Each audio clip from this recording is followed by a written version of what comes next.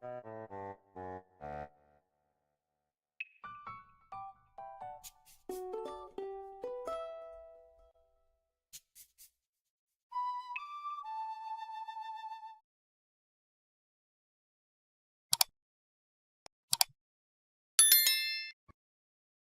record these voiceovers and they don't get any easier, considering I said that sentence and couldn't even speak. I'm trying to jump back into doing some traditional art again. I am trying to just improve on my traditional art and do some art quickly. I also just want to get some more videos done, and this is an easy way to do it without spending 100 hours on digital art, which takes me an eternity. So I will be answering some more questions here in a second, but I figured I'd talk about my piece here first. I actually have on the back of like all these little pieces of paper that I draw on. I like organized them out and I was like, okay, I'll draw this many this week, and I like wrote down words on the back of it, so like just random nouns on the back of the paper, thinking when I pick them up and pick that day I would already have a word to work off of, but I keep just ignoring the words on the back and just doing whatever I want because nothing seems to, be functioning in my brain to, want to do that. So I kind of just felt like doing whatever drawing I wanted to. But with that being said, let me jump into let me say what this picture is. This is a picture of my character Stacy, which if you've followed my videos or see my most popular video currently at the moment, it is pretty sure it's the flowers meme that I did with my sister, my beautiful wonderful sister, Kate Cruzan. She goes by Katie, so I call her Katie. And that's at least my most popular video right now, so that's my character Stacy. And I decided that I just choose a random character, and she's the one who I brought up. Her colors look a little bit different in my traditional piece, but who cares? I just can't color match very well, and I didn't have the right colors. But for this drawing, I was like, I want to do like some sort of my idea was to do some sort of splash of like different color, which in my mind, it looks so much better, but it kind of looks lame. I don't know. It's just a plain bus drawing with blue in the background. Water, whatever it is, I don't choose your pick. So my kind of word that I guess I went with was splash. Kind of boring, kind of generic, but it got me a drawing today, so I'm not gonna complain about it because I haven't drawn anything fully all week. So I'll stop rambling and let's jump into some questions. I'm probably only gonna go through 2 or 3. So it just depends on how long I run my mouth for. Okay, I'm going to start with just a random question, and the first one I'm going to choose is who is your favorite character to draw, which was submitted by my sister. Thank you so much. Cares and loves and is interested in everything I do, and I appreciate that. And she probably already just knows the answer to this. As much as I draw myself and a bunch of other characters, my favorite character to draw would probably be the first one I ever designed, which you've probably seen quite a bit, which is Aurora. She is my absolute favorite character of all. And it's ironic that I say that she's my favorite character to draw because I do not draw her enough. She's the very first character I fully designed and came up with the concept of, but only recently have I fully gotten her color scheme right and outfit she wears. I don't know how people choose from one outfit for a character. It's very difficult. It's very difficult for me because I can't choose. And especially with a dragon character, and you have to figure out how wings and a shirt works. But overall, she's absolutely my favorite character to draw. And I love her just because it's kind of a personal favorite of mine, if you will, is just to draw cute, short, chub. It's like a favorite of mine to just draw cute, short, chubby girls. Okay, I don't know if anyone else resonates with that, but she's just really cute. I love her. But yeah, Aurora probably be my favorite character to draw, no doubt about it. Second question, what's one of your favorite art projects, animations, or otherwise? This is a tough question to answer, just because I don't really have a favorite. Like, based on art-wise, I don't have a favorite project of mine, because as like the days progress, I'm not very confident in any animations or videos I've necessarily done. I think my best so far on like a skill level and a base like level on which one I feel like I put the most effort in, which it looks like most detailed, it'd probably be my nightmare meme with Sundrop and Moondrop. You know, I really liked the tweening on it. It's simple. I was able to shade the rig that I did for both of them, and I don't normally get the chance to do that, just because I don't normally have like a lot of time to shade a full rig, not even one, but like multiple. So I was super, super happy with how that came out. And I think I did it about in a week, which doesn't normally ever happen for me. So that one's probably my favorite animation or project that I've done so far. But if I had to say what favorite project I'm working on right now, and this has nothing to do, well, not nothing to do, it's not like a video project right now, but I do plan on, I want to self like produce some sort of animated series, and I'm working on writing some stuff with my characters, and I am super happy with it. But that's pretty much the only thing I can say, because if I talk, I'll go on for hours. But I'm sure sometime I'll upload an animation meme and I'll be like, yeah, that's my new favorite project. But Nightmare meme is probably my favorite one I've done so far. The next question I have is, can you share some old pieces you're the most proud of? Gosh, I have to think. There's not a lot of old art I'm like crazy proud of. Ooh, but actually I can share my first full digital art picture that I ever did. And I spent it was the only thing I wanted to focus on. And it was the full picture I ever done. It's a picture of Aurora. And I drew this back when like Cuphead came out, and I was like really digging the style of Cuphead, even though I knew the that cartoon kind of style existed. And she has like all these cards around her, and I felt so proud. You have no idea how many hours in like detail I thought I was putting into this. It's still probably I'm proud of it, not because it's like a great piece, but because it helped me to be better, and it really taught me how to do digital art. So I really love that picture, and it'll probably be one of my favorites for a while. This is going to be the last question, but how long you can done an art project?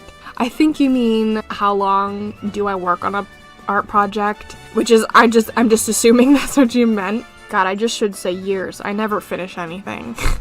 Traditional art pieces I can usually do in 1 or 2 sittings, a couple hours. Like if I worked on it 2 days in a row, it'd probably be like 4 to 6 hours at best working on a traditional piece, and then working on it the next day and finishing up. Traditional art, I find it's quicker, but it's not as forgiving as digital art.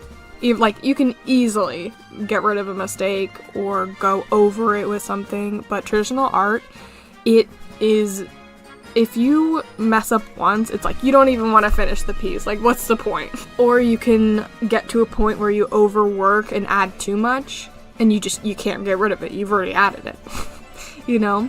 So traditional art is quicker, but very upsetting when you get it wrong. Digital art, however, since I can so easily redo and change things, I find that I'm taking forever to just finish one thing. If I'm doing a digital piece that's just like a picture of a girl, it may take the same time as a traditional piece or twice as long. It just depends on how I'm feeling or what the drawing is. Animation takes so long. Oh my god. I wish I could find a way to make it easier and faster, but I can't because I already draw so slow. It honestly, like, the quickest I've ever done an animation meme is a week. And that was the nightmare meme, and still, that was brutal. I think the longest I've ever spent on an animation meme was the loser meme I did. And I didn't, technically, in my mind, I didn't even finish it because I cut out the last half of it. I spent so long. I feel like it was like a month. I do wish I could have done more for it, but I am kind of proud of that one just because I did something, set my mind to it, and I finished it. No matter what happened, I finished it with the time frame I wanted to, even if some of it got cut out. I think overall, art just takes me forever. I don't know if anyone else has that problem. I know my sister, Katie, she does drawings within, like, less than a half an hour, and you know what? Kinda makes me mad. It kinda makes me mad. She just does quicker line art than me, okay? She's just much better at it than I am. But anyway, that's the last question, and that is all. My next video will be a speed paint. I don't know. We'll figure it out as we go. But that's all I have for this video. Once again, I'm doing this video within one whole day, and it's really not that late. It's like 9 o'clock, like 9 p.m. Like, I'm being dramatic. I'm not that tired. But, oh, it is Easter today. Happy Easter, even though it's not Easter when this goes up. Anyway, here's my finished picture. I hope you enjoyed. If you have any questions, comments, concerns, comment below. I have a Discord below if you'd like to join for art and things, and please like and subscribe and leave a comment if you want. Thanks for joining me. I hope you have a great rest of your day or night.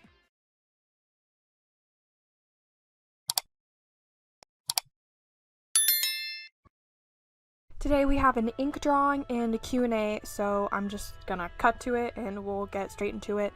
All the questions were sent to me on Discord by the people who follow me. If you want to stay updated on what I'm doing and when videos are going to be up and when I'm going live, you can join. So let's jump right into it. I'm just going to choose randomly the questions that I see. First question is, what size canvas do I use? This drawing actually on screen, I have no idea. I have no idea what size it is because I actually think it was 11 by 14 inch paper, and then I cut it into fourths.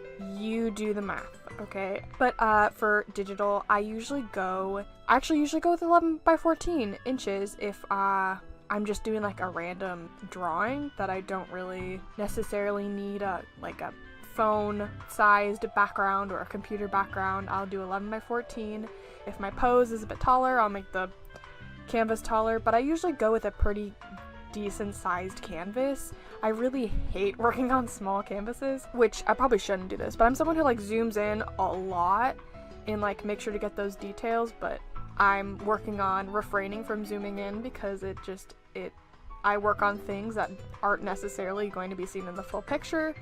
And I use a big canvas, but I don't recommend, like, if you use a big canvas, don't get like super attached on like the really, really small pixels that not necessarily people aren't going to see. So I usually use 11 by 14 inch and then start there, and then if I'm going to do like a computer background or a background for the videos, I take 1080 and then 1920, which is the regular computer size, and I times it by 2, so I do I think it's around 7680 and then 4320. I say the numbers because I'm trying to like look at it in my mind. So it's 7680 pixels by 4320. That's what I usually use for any video I do or computer background. So usually if it's like a normal regular person sized canvas, I times it by 2 because I work on bigger sized canvas. So that's all I have to say about that.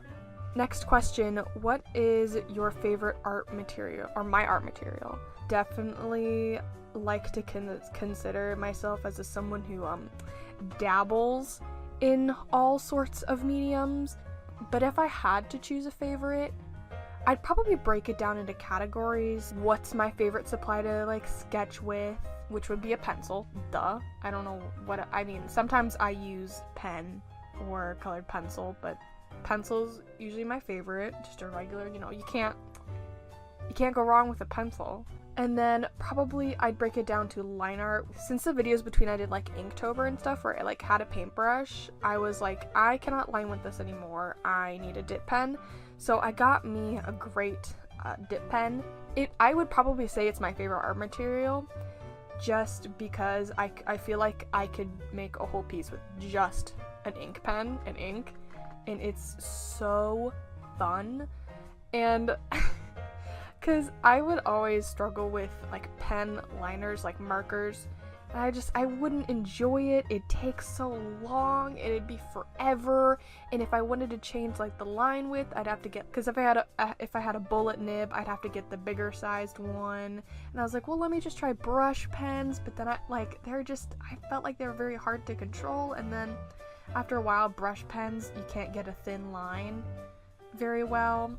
And I was like, you know what, I'm gonna cave and I'm gonna get a dip pen, and I will literally never look back. I love my dip pen so much. I probably will never buy pen liners ever again for the purpose of lining. Like, I'm just not going to. I don't know why no one else uses dip pens for line art. Like, I hardly see it at all sometimes. And I'm like, it's like the best thing. Please go out and try it. It is so fun. Because not only do I feel like it is so much, well, I feel like it's so much quicker for me personally, but I feel like I can get so much more like diverse lines and line work in there, and I can do cross hatching, and it's just, it is so much better, and I love it so much. If I had to choose my favorite art material, it'd probably be that. If I'm going to choose something to like color with, it probably wouldn't be inks. I'd have to choose, well, this is difficult. If I had to choose something, if I were to like color in a picture, well, I wouldn't choose colored pencils because they take forever. They look nice, but they take forever. Let's be real, okay? Colored pencils, they take an eternity. Watercolor just depends on like the certain watercolor you have and how good it layers. Inks, I feel like you have to be very careful because they're bold, okay? You're not just picking up an ink and then not gonna go like ham with the color. Like, it's gonna be bright, it's gonna be vibrant unless you add water. And markers, I'm like really not that good at, I feel, unless they're like very light and pastel colors that I can layer, but markers don't really like do it for me. I don't know, because the stupid thing is that I never just use like one art material. In this video, I use my pencil to sketch stuff, like everyone does. But I used like the ink to line, and then I used a mix of watercolor and inks for the color. So I usually just use a mix of so many different things. Even in my sketchbook, I'll do like a base watercolor, and then I'll line it with inks, and then I'll add more watercolor if I need, and then go on top of it with a colored pencil, and then maybe a marker if things need to be darkened and my watercolor aren't doing it. I use so many art mediums that I feel like I don't have the right to say which is my favorite, because I feel like they all work to benefit each other. But I'll rank them. Okay, this question is taking too long. I'll rank them. Inks is my first one. Watercolor is my second. Colored pencils is my third, and then markers would probably be like my fourth. And I'm talking about like alcohol markers, like not Copic because I don't own any Copic, but like, you know what I mean. Good layerable markers. Tombow, pretty good. Those are water-based, but I hope that answers your question. Okay, next one. Third question, how did I gain my art style? I didn't necessarily look at any artist and was like, yeah, I like that art style, I'm gonna do it like that. It just really is a lot of years spent drawing and trying to figure out what I personally like.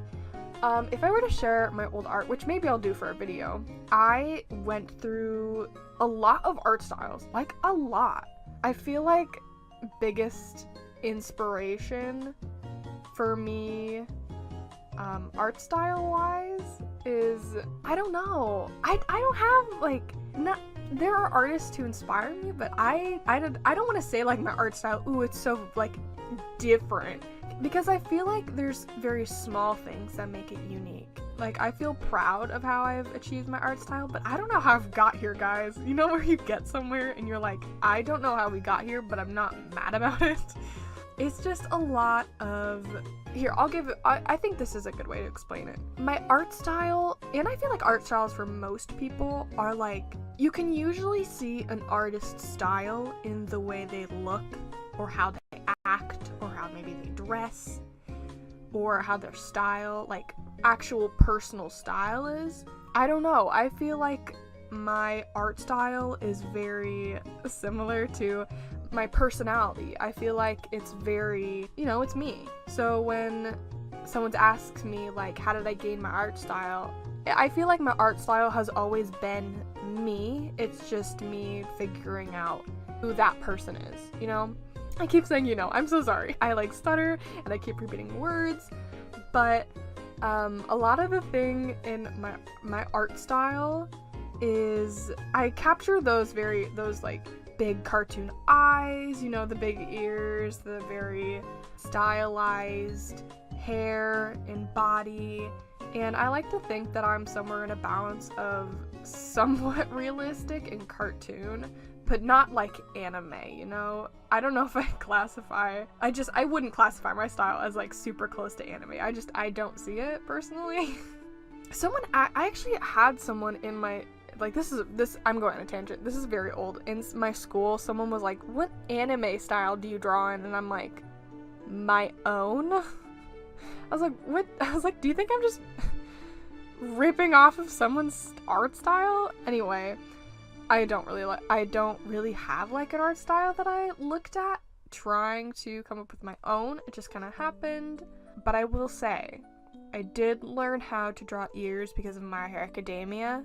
Do the ears in my style look good? No. Okay? Because it taught me how to draw ears, but not very good. Because I looked at how they draw ears maybe once and went, yeah, okay, I'll do this from memory. Do I have anything else to say about this? Did I really answer the question? I guess just through practice, trial and error is how I got my art style. Because it doesn't like, it doesn't come to you. Like, you're not gonna get your art style the first try. I didn't. I'm sure thousands of other artists didn't. So don't like feel bad if you don't have your art style yet, because it takes a long time. I've been sitting here, I'm 19, gonna be turning 20 in like, like a little over a week, and I've been drawing for God knows how long, and only recently have I felt like I've gotten a grasp on my art style. So it's not necessarily gonna be something that just comes to you. It's gonna be something that you have to think about, like, a lot. You have to, like, think hard. Art is difficult, guys. Like, it's not easy. Like, it drives me insane sometimes. Art style is like, it's a trial and error. Like, I used to just not draw noses completely. Like, I was like, nah, it's too much for me, noses aren't it. And now I, like, can't go drawing without drawing, like, a nose. See what you like, see what you don't like. Not every art style is gonna appeal to everyone, and you'll find one that you'll like, and I'm sure that'll happen someday. That was only like 3 questions I did. I think that's the only 3 questions I'm going to do just because I wanted to make this like a short video, and I'm going to be doing another ink drawing next week, so maybe I'll probably answer like another 3 questions, but these are just supposed to be like really quick, simple videos. I think that's all I have to say. Thank you guys for sticking with me. I have a lot in the works right now. I'm just trying to be human. If you have any questions that you'd like to ask me, you can ask me in the comments if you want, but you can always go to my Discord and send it there. But that's all I have for this video. Thank you for 500 plus subs. I know that a lot of people might think that doesn't like necessarily mean a lot, but that's 500 people. That's more than 500 people. That's a lot. And it means a lot to me just because of the people who have reached out to me and been really kind, and I appreciate those people a lot. Discord, my beloved, I love all the people on there. You guys are so nice. You guys make my day. So thank you so much for giving me your questions, and I'm glad that you guys love supporting me. So thanks. Here's my final picture. If you have any questions about it, let me know, or if you feel like I should talk about more about how I do my art, let me know. But otherwise, that's it. I hope you enjoyed the video. I know this is kind of short, but I want to keep it short because I'm a busy girl, I'm a busy woman, I'm a busy lady. What can I say? Anyway, that's all. Thanks for joining me, and I hope you have a great rest of your day. Thanks.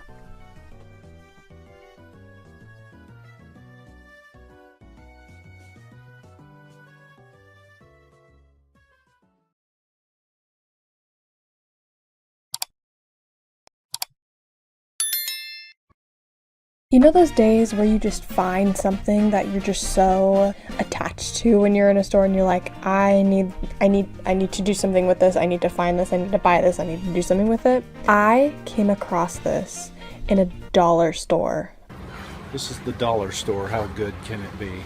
As an artist, I absolutely love finding trashy or just really cheap items that I'm like, yeah, I'll just throw it in my sketchbook and see how I like it or not. I looked at this Crayola kids paint and I immediately knew it needed to be my sketchbook and I wanted to do something with it. This whole video was inspired by this little jar of paint that I found at the dollar store and the idea that I just wanted to do some more things in my sketchbook, and I didn't necessarily want to do another ink drawing because it's kind of killing me and I need my sketchbook filled out like as soon as possible. I get a general vibe from a sketchbook and then I'm done with it when I want to be done with it. But this one I'm going to push through and actually finish the whole thing. And my whole idea first with this paint, okay, let me explain this.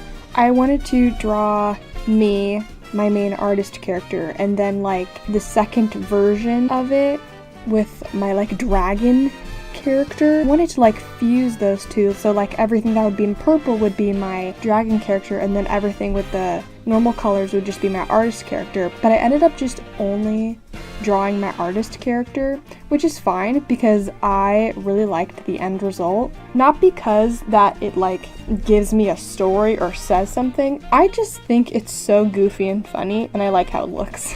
And I like that there is a lot going on in the end part. So I just started sketching my artist character. I'm not sure. I don't think the face is correct. It's not.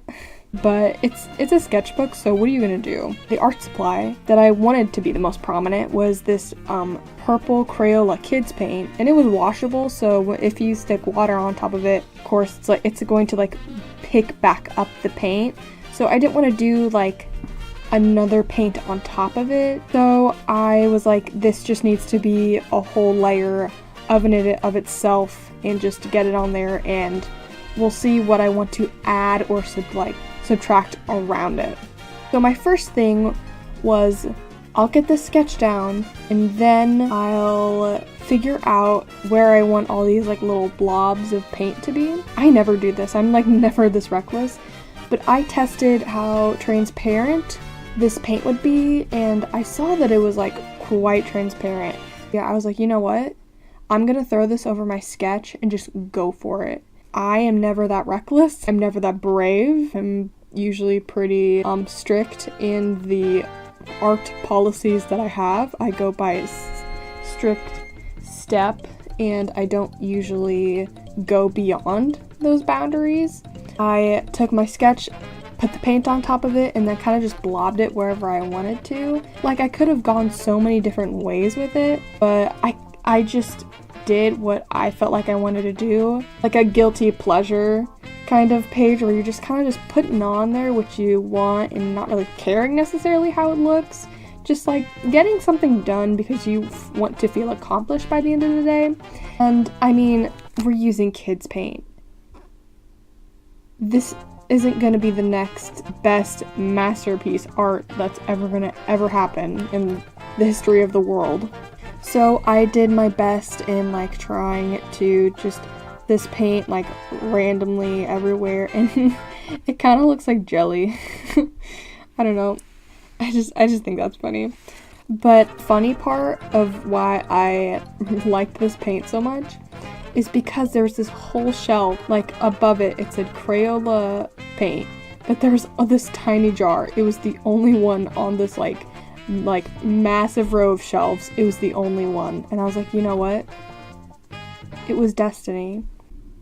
I decided that the best choice of action to pair with this paint would be colored pencils, but I went with liner, like dip pen lining, and I usually always do this for my art pieces. I wasn't sure how I was going to react to this well. Like, I knew it would react well with just the regular paint, regular paper, but I wasn't sure how I was going to react with the paint on top, and let's just say it wasn't my most favorite experience. It kept, my dip pen kept picking up the paint as I went, so the lines would get thicker as I went, and when I put the ink on top of the paint, it kind of spread. I had to like be super careful. If you look closely, I used blue ink instead of black ink for the lines on the purple paint, which I thought was clever, but I wish it showed a little bit more. After all my lining fiasco, which was very, very tiring, it took me quite a while just because lining with a dip pen pretty quicker for me than using it with a regular marker liner. It does give me some complications sometimes, which is okay. I prefer how it looks, so I'm willing to like sit there and just sit through it. It was so tedious because it kept picking it up, and then it'd be taking the ink off if I went over another line, and it was pretty frustrating, but I'm glad I went through it because I do like how it looks, and I think I did a pretty good job. You can see some little like wobble lines here. Anyway, after I finished lining, I decided that I wasn't sure what I was going to do for the background, like outside of the purple paint. Like, I wasn't sure what I was going to put. I decided to get watercolor. So if you stick water on top of it, of course it's going to like pick back up the paint. So I didn't want to do like another paint on top of it, which, as I said, I wasn't sure how water was going to sit on this paint, and I said it'd probably pick up the purple, and you would be correct. I'd be correct, actually. I said that. Thank you, me. I used this blue watercolor, and sometimes it'd pick up the paint and sometimes it wouldn't. So it added this darker purple, like, on top. I liked the effect that it gave, adding that blue, even though it took away some purple in some parts, but I really liked how it looked, so I kept adding it. And me not really wanting to go through having the paint pick up every single time, and I do really enjoy watercolors, but I also really enjoy colored pencils, and I usually combine the two. Coloring around this paint though was a little tedious to make sure that my colors were pretty smooth. When I do watercolor bases, I can usually be pretty aggressive with it and not necessarily have to make it even, because I'm gonna not necessarily have to be even with it because I'm going to be going over it with colored pencils. So usually what I do there, I can just fix, but I decided that my best bet would be to just try and make my layers as smooth as possible. I outlined the purple paint with this, it's more of like a magenta marker, and I outlined it just because I didn't like where the border of the blue and the purple were meeting, so I decided to just fully seal that in with this marker. I went ahead and like added some dots around and circles, and this was just me learning. I can just sit down and add whatever I want to my sketchbook, and it can turn out nice even if it doesn't necessarily have to mean anything. So it was nice to just kind of be a little silly. I think that's what I liked so much about this paint, was that I'm not working with professional paints. I'm not working with any professional art supply, so I can really do whatever I wanted with it, and it wouldn't necessarily really matter but the only thing I'm using is my energy and time into this, and I feel like I benefited from it. So, and I added the colored pencil afterwards, like I said, doing my normal colored pencil thing, though I do wish I didn't get so bored using colored pencils, because I feel like I could have pushed the colors a lot further and darker, but overall I like how bright and bubbly. I smile at it a lot because I just think it's so goofy. I don't know why. After I added my colored pencil to my main gorl, I went and decided that I wanted to add some shading onto the purple. Not necessarily because if you were looking through this like transparent kind of goo liquid, if you will, that you'd see the shadow. I wanted to add it anyway because I felt like it needed it, and it just needed a bit more of some more shifts of purple instead of having the same purple and this blue.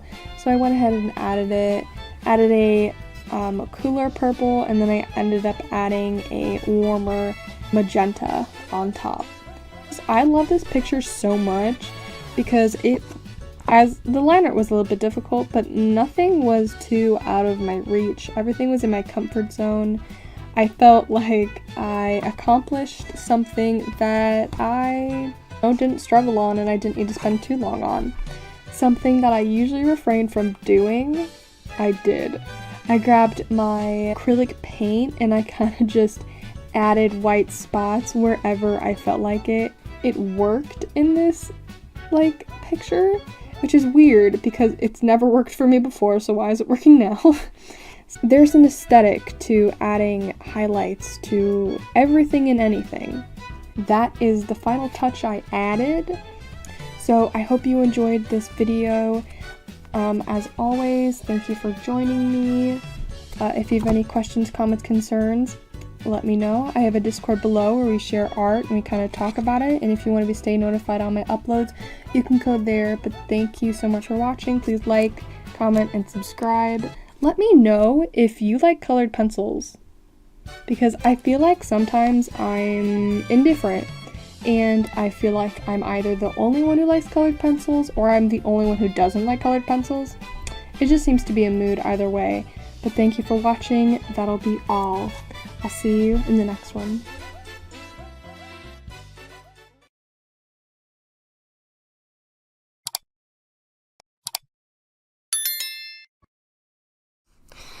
Before this video starts, I'd like to I'd like to share some of the YCH commissions, adoptables, and custom adopts I have available for you guys. I have a handful of YCH drawings, which means your character here drawings. You send me your character, I draw them in this pose. I have a Halloween edition YCH right here called Spill Your Guts. If you are interested in it, here's all of the ways you can contact me, and if you're interested in any of these adoptables, YCHs, commissions, and or customs, let me know and you can message me on any social media platform. And also, here is the Gortober challenge. And also, here's the Drawtober list I will be using for this month of October, made by me, yours truly. I call it my McQueen challenge because McKean, Halloween, you get it. If you'd like to follow along and use this prompt list, go right ahead to do so, but make sure to tag me in anything you make. Let's move on with the video. Oh, yeah. Okay, moving right along, here's the first prompt I'll be working with, which is jack-o'-lantern. The prompts that I chose, I tried to keep everything specific that I could work on with a character because the sketchbook I've been working on all of 2022 is very character-based themed. I wanted one of my characters on every single page, so that's what we'll be focusing on for all of these drawings. For this first drawing, I really wanted to dip into inks because for last Drawtober, I had been following Inktober and was all about working with inks. I loved it so much, it became one of my favorite art mediums. My whole plan for the first 4 prompts was to do them in acrylic inks, but that didn't set out to be what I was going to do, and that's fine. I'm okay with that. Not really that big of a deal, because there is no set boundaries for this. It's just, you just draw whatever you want. And for this one, it took me about 4 or 5 hours to do. I decided to draw my character Bluma with a jack-o'-lantern because she's like my nature witch. She makes potions and she grows gardens and stuff, so I thought it'd be a great idea to draw her with some jack-o'-lantern pumpkins. And my idea as I was drawing this was that I would mix in some watercolor with my inks and then color it that way, but I got cross-hatching happy with my inks because I hadn't used them in so long. And as I was doing this, I was like, I need to figure out another plan. I need to do it fast. What am I going to do? So I decided that I wanted light emitting out of the jack-o'-lanterns because nothing gives jack-o'-lantern life, much like fire and flame. I decided to grab my acrylic paints, and I grabbed my yellow paint, and I decided to create that light emitting from the jack-o'-lantern by taking some acrylic paint and just dry brushing it onto the page. But before I did that, I made sure to put everything in the background to grayscale before I jumped into anything. So I grabbed my inks and I watered them down, make sure everything in the background was shaded the way I wanted to. I could always jump back in and fix it if I felt something was not shaded correctly, but I set out to put all my shadows down, and then I grabbed my acrylic paint, started adding that highlight that I thought would be there. I tried to keep the highlights in a circle and add some color where the highlight and light was coming from. And then I added some flames coming out of the eyes and mouth in order to give that light, flame, life through the fire and the flames texture, if you will. And if you're wondering what's in the background, by the way, I didn't say this, it's leaves and like stems. This picture's very busy, I understand. A lot of my art ends up like that, like unnecessarily and unconsciously, so you know what, we're gonna go with it. Bluma is green, her hair is like a light green, her skin's a dark green, so I didn't really need to stretch my imagination that far. I added the yellow to her eyes and added some little light flames to that, and I finished the rest of the pumpkin. Oh, I forgot. I added some light flames to her eyes, and then I went in and saw that I didn't really like the way the ink and acrylic sat with each other, so I grabbed my black Prismacolored pencil and I decided to give my inks a bit of a more of a painterly look, and I added that as a texture on top of the inks and kind of transitioned those shadows out more. And then I grabbed my white Jelly Roll pen because I felt like there was so many competing things that nothing really had a border, so I went in and added a white border around her and some of the pumpkins and leaves that are layered on top, and that is drawing number 1, jack-o'-lantern.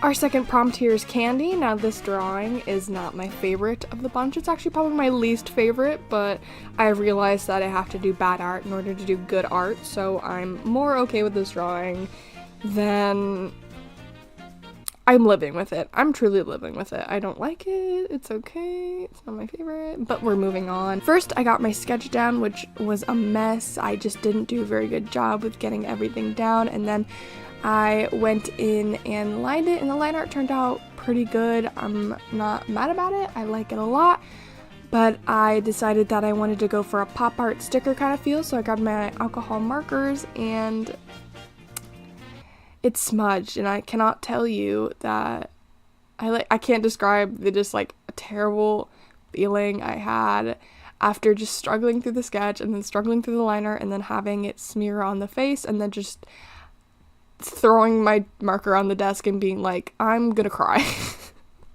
Just having a mental breakdown over it, but I quickly picked myself back up and I was like, I can fix this. I'm better than this. So I decided to pull out my colored pencils and try to fix what I had done. I even out the skin with the marker, avoiding the lines because I didn't want the skin to feel like 2 different shades, one on her face and one on everywhere else.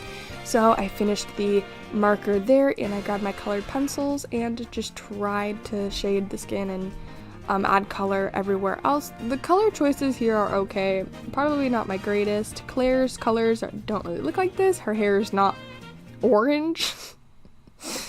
But it is what it is, and I like the composition of this drawing. I like that there's candy falling and there's 3 candy baskets around her, but that's pretty much it. The only thing that saved my enjoyment for this drawing is that I was so beaten down for this, and I was like, I need to do something fun. I need to do something just stupid. So I grabbed kids paint that I had sitting across the room that I've been waiting for to do a video on. And I used that for the background, and I was actually shocked because these paints were like unnecessarily decent. Like they were like when I go to do a painting of just kids paints, I'm probably gonna be like, wow, this is fun. But I decided to just throw that down because I was like, what else do I have to lose? This drawing's like terrible. I hate it. So I went ahead and did that, and by the time I got that done, I wanted this to end. I was like, I liked that, but I want to be over with. So I sloppily did everything else and added a pink shadow to the objects. Good idea. Debatable. I made a lot of debatable decisions that were okay. But that is drawing number 2, Candy, with my character Claire.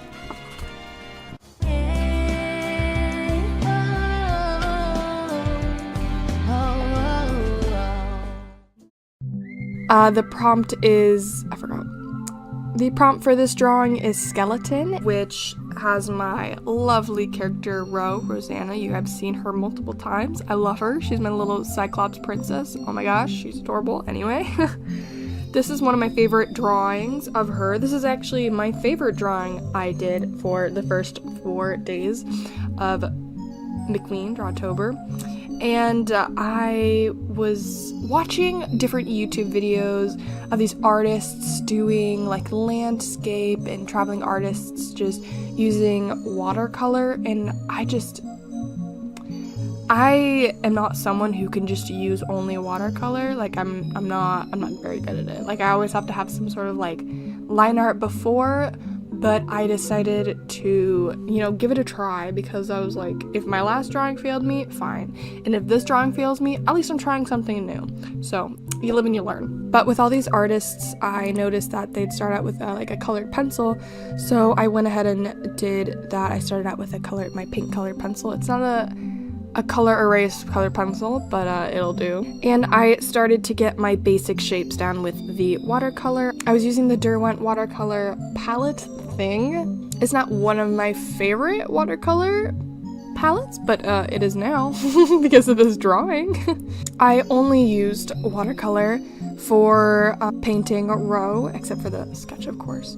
And I was super proud of myself. One of the things I struggle with is patience in real life, but sometimes in art I shock myself and I'm pretty patient about doing things. So being able to control each layer and just sit and wait and be able to think about what to do next is like really beneficial for me. I think that's what I lacked in the last drawing, and I wasn't able to focus and get something done because I was just moving so quickly. I just wanted it done. But this one, I took my time, I was patient about it, and I let each layer dry, and I really focused and doubled down on this one.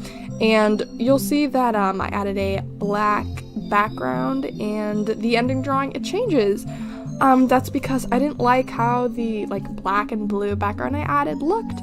I felt like it just didn't match the drawing I did of Ro. The colors just weren't how I wanted them, so I grabbed a pink colored pencil and I just went over it to warm up the background with the black, and then I grabbed a dark blue and dark pink color pencil, and I kind of added just some little scribbled lines and some texture, and then I added some white sparkle with acrylic paint. And that is drawing number 3. Yeah. Oh, yeah. Moving on to drawing number 4, the last drawing. This one, moving off from the high that drawing 3rd gave me, I decided to do another watercolor drawing, and I started out with my colored pencil once again. The prompt for this one is witch, and I decided to draw Dorothy. This is a little off of what Dorothy looks like. I only have one good reference of her, and it's in a sketchbook that I can't find. So, you know what? We're working with it. And the reason I chose her for the prompt witch is because she's like my little pillow princess. I've always imagined that she's like the kind of like sassy girl to own like the fluffiest fat cat ever. You know what I'm talking about. But like, it's the meanest cat in the world. So that's what I wanted to do. So I drew a little cat sitting on the broom with her, and I gave her a little witch hat, and her colors are primary red and green, so I had a really fun time drawing her because it was a really easy color scheme. It was very nice, very like a good fresh of breath air that I didn't have to think so hard on the colors. This drawing I tried not to do such a dark line art because her personality is very bright and bubbly, and I wanted that to come across. I didn't want it to be heavy and gloomy. So I kept her fairly bright. I went in and added a dark background to make her pop a bit more, and I went in and added some textures, some lines with my colored pencil, and some like swirls and some circles, and that is about it for this drawing. Let me know which one's your favorite. The first jack-o'-lantern, candy, and skeleton, and witch. Thank you so much for joining. If you have any questions, comments, concerns, feel free to put them in the comments below. Once again, message me for any commissions, YCH Adoptables Customs. I'm open for anything. Thank you so much for watching. And if you do join this Drawtober challenge, let me know. I have a Discord down below that you can join and share your art as well as share anything else. I hope you enjoyed this video, and please leave a like, comment, and subscribe. Thank you so much for watching. I will be back with day 5 to 8.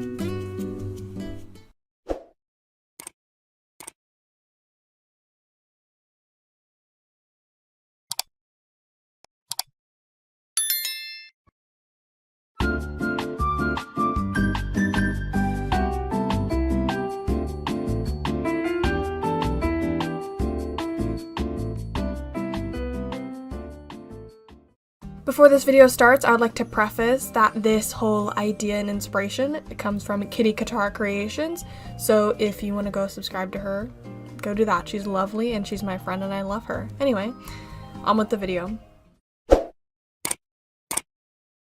I'm recording this intro in Katie's room, so if like any audio is bad, that's her fault, and I refuse to take blame for it, and I refuse to receive consequences for my own actions. Anyway, one day I had asked for video suggestions, and Katara recommended me doing something with Polaroid art picture kind of thing, and I was like, okay, work. I don't know what that is, but I'll look into it. So I wrote it down on my lists, and I liked the idea because immediately I thought of drawing my characters in a Polaroid template, so I could, you know, cut out the background and then put whatever I wanted and, you know, take it with me on an adventure. And I looked all over YouTube, and I couldn't find anything necessarily that would be any art challenge with a Polaroid picture. Other than what people have been doing is drawing on Polaroid pictures, but I don't have a Polaroid camera. I just don't. So I decided that I would make my own, and instead of drawing on top of a background, I would draw my characters and then take a picture with the background behind it. So that's the idea for this video. And since there is such a small space in Polaroid pictures, I chose only 2 characters for each of them just to kind of keep them dynamic and not to have something just boring, just a regular old face, you know, boring. Jumping into the things that I used Bristol board, just a clear plastic sheet that I had from some sort of package that I'm sure I bought, and I just stuck in with my mix of like junk paper. Am I the only artist that has that? I have like a junk drawer of like paper and different things that I could stick in my sketchbook. I just had it. So I used liners and markers. That's almost the only thing I used, except I added colored pencil and jelly rolls. So if you want to know the exact supplies I use, you can see them on screen. I mean, you can practically read the pen. This first drawing is based on a friend who just moved out of state, and since I can no longer, you know, visit him, I decided that I would do it via drawing, okay? Because I have my own character, and I have his character, and then I have like 100 different other friends' character, and I draw people a lot, okay? I draw them, okay? That's my way of communicating instead of speaking, is drawing. So that's what I decided to do, and I thought it was a fun idea since they had moved away, so I decided to draw him. Anyway, for this picture, I wasn't really sure what I could do for such a small space. I didn't want to go crazy because these characters kind of sometimes give me a hard time, but I pushed through, and I was very much struggling with the color scheme for him. I don't know what it was, but I just could not get the exact colors that I have for his character, and it was a struggle and a half, but it's okay. We will move on. I chose side views because I thought it would be the easiest to capture both the expressions on the face, so that's what I did, and I thought it would leave some room to give, like, I don't know, a really pretty background or something. This voiceover sucks. Once I got my sketch down, I lined it, and I will say drawing small is difficult. It's kind of difficult. Drawing small, I can't imagine wanting to draw a full body on this like small of a piece of paper. It would drive me nuts. I would not want to do it. I considered it, but I was like, no, that'd be like kind of odd.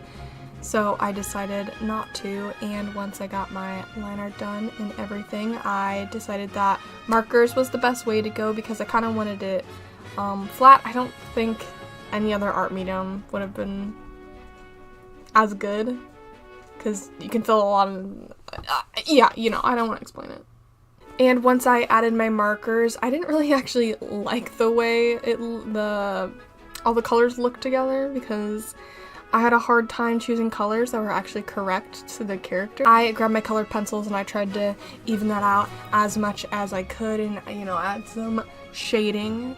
I thought doing these kind of Polaroid pictures would be like, it's kind of cute to send to a friend, isn't it? Like, that's like I feel like it's such a cute idea. Like, if you have like a friend who's out of state or just like someone who you know over the internet and you're sending them gifts, I feel like if you're an artist, do this. I feel like that's so fun. And if you're not an artist, do it anyway. Try. Because making art is fun. Everyone should try it. Anyway, I'm getting sidetracked. Once I got my drawing done, I cut out the background with a box cutter. Please be careful if you do this. Do not cut yourself. Do not cut towards yourself. And if you see me do it, do not do what I do. It was pretty tricky trying to get the paper cut off, but in the end I did it, and if it looks sloppy, it probably does. I took my liner and I filled in the pieces of paper, like the little, you know, little scraps that I couldn't get cut off, and I added that to the line art. I actually wrote down like my signature and then like the little time that I drew this, because like, oh well, and then that'll be it. I'll just have to put the plastic over it. But then the thing I used to glue it down smudged it, and I wasn't so happy. So I decided to make like a little white border on top. I don't know. I thought it gave it some dimension when I was done with it. I probably should have just cut this all in one piece instead of cutting multiple little tiny pieces out, but that's okay. I did fix that in the second drawing, but overall, really cute idea, and I really like this picture. Moving on to the next attempt, actually. I was like, I don't know what I'm gonna draw. I don't know, I can't draw anything. I was going to draw my character Aurora, but then it looked like too much like my girl face. So, I ended up drawing me, and then I was like, no, this is too basic, too simple. Kind of makes me annoyed. So I skipped right through that even after I did the liner. I was like, I don't like this. It's too boring, too simple.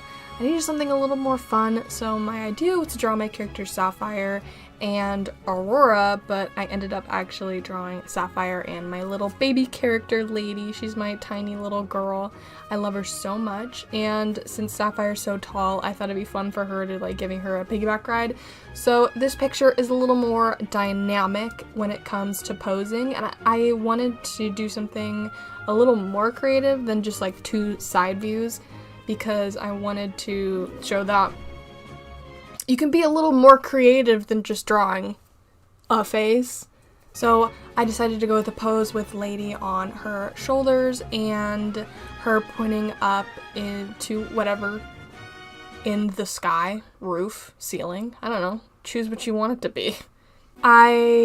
Once I got the sketch done, I did the liner, and do you hear the guinea pig squeaking behind me? I got the sketch done, and then I put in the line art, which I really liked. I think the first one, though, it's gotta be my favorite between the two.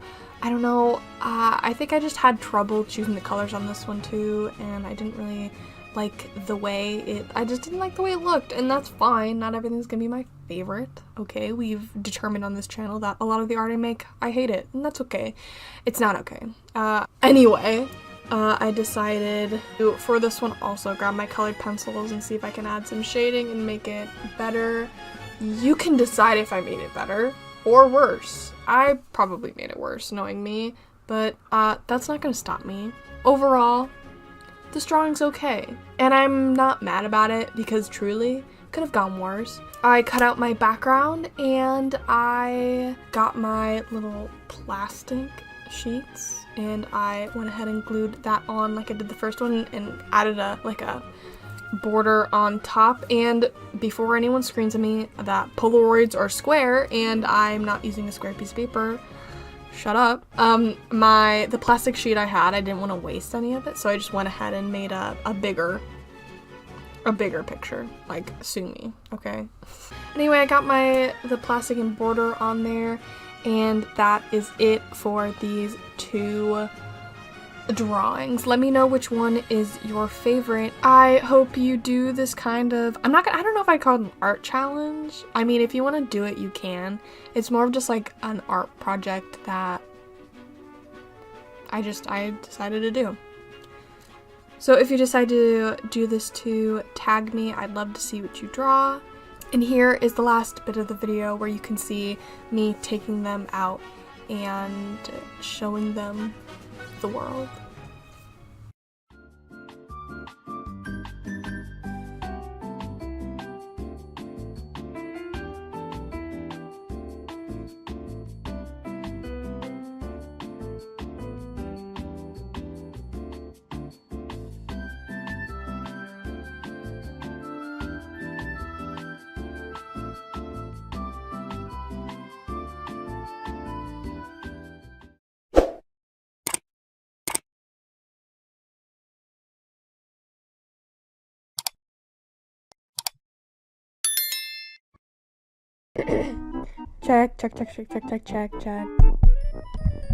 Check.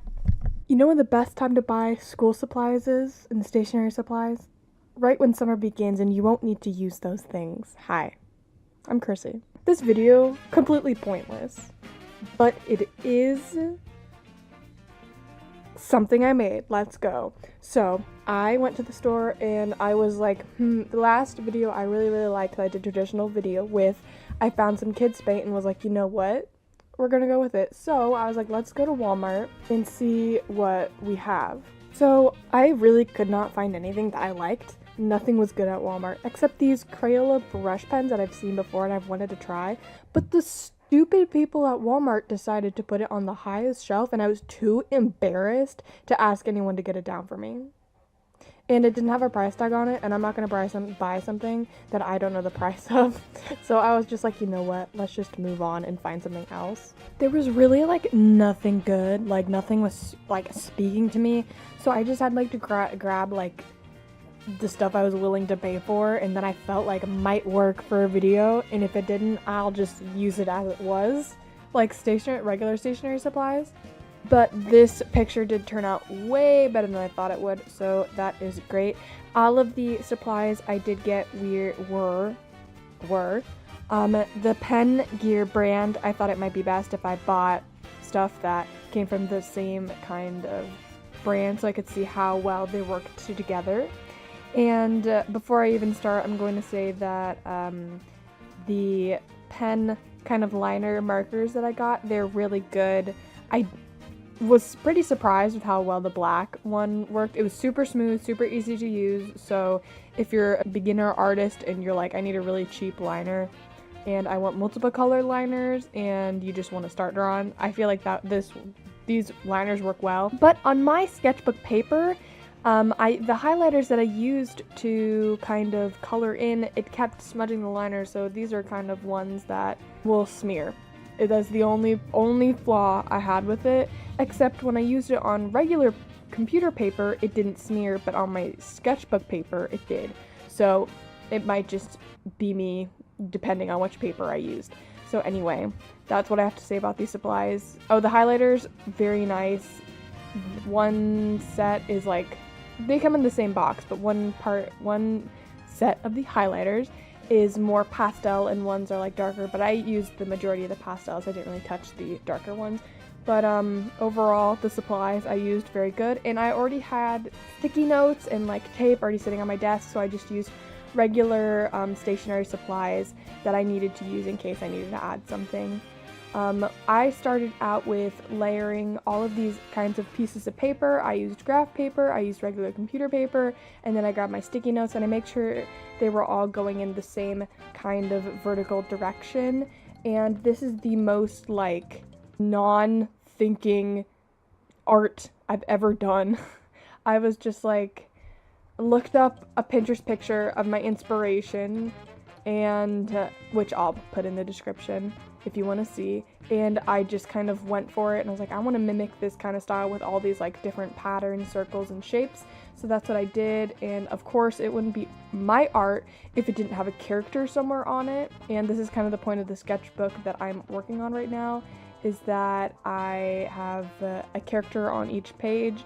I usually try to do one character I haven't drawn, but this is the third time I've drawn my artist character in my sketchbook, and it probably won't be the last. So I wanted to stick to a character that I felt like I would draw fairly easily, but I didn't, because this drawing actually was very difficult because I was trying to scrunch her all up in the same pose, and I was like, I want to get her full body on this piece of paper, but I drew her head massive, so clearly that isn't going to work out.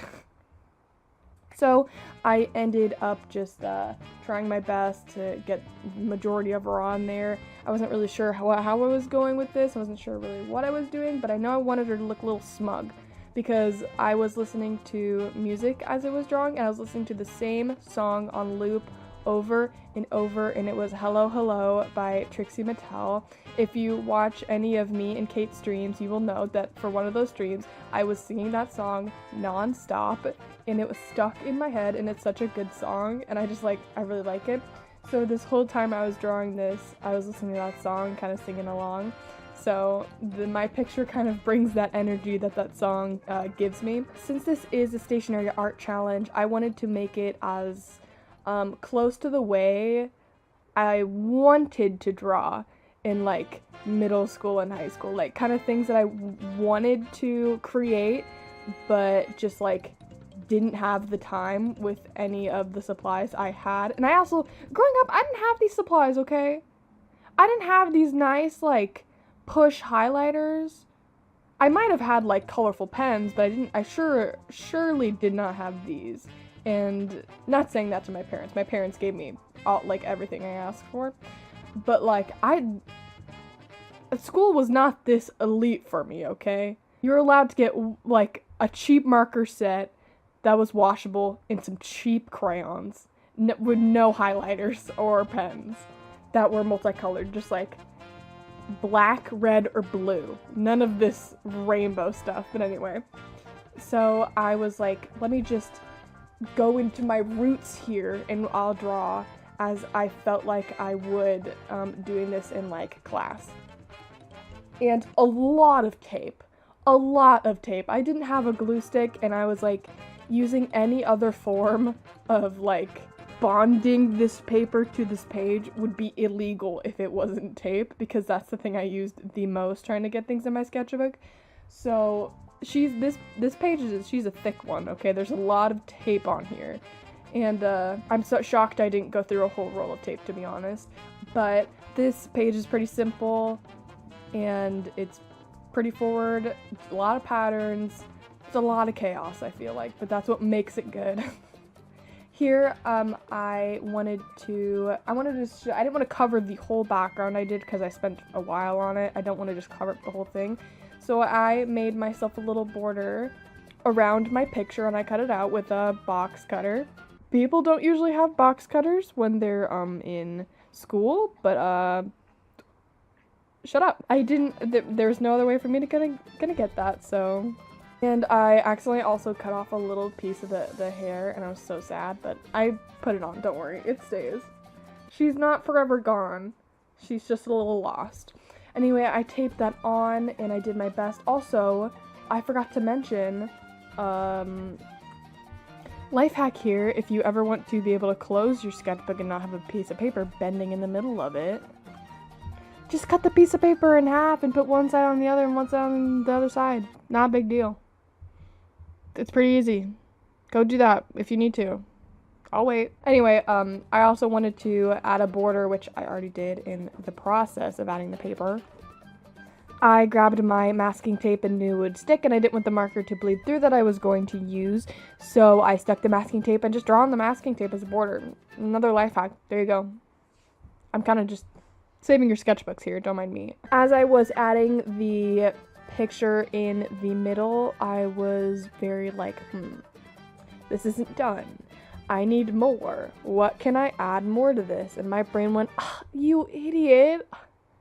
Just add more paper and tape. This wouldn't be a stationary challenge if you didn't have 1,000 pieces of paper on your sketchbook and tape. So that's what I did.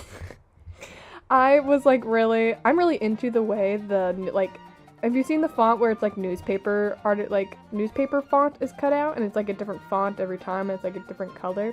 So that's kind of what I was doing, and I took one of the lyrics from the song I was listening to, Hello, Hello by Trixie Mattel. Thank you.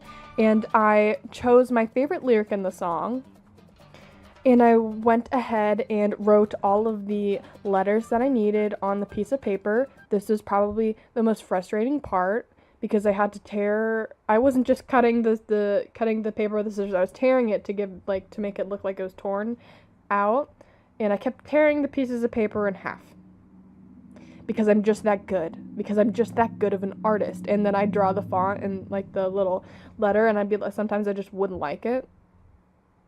So it was annoying. And then after, for a little bit, while the highlighter was like on the paper, the pen just wouldn't write over the highlighter, which was weird to me. So if you use these pens and highlighters, which they're not bad, like for the price they are, it's pretty good. Like, I would use again and to buy again probably. Because when you're using these together, I'd make sure to figure out which way you want to do it. If you want to do highlighter or pen first, or pen or highlighter first, and just mess around with it. If you do get these supplies, just letting you know.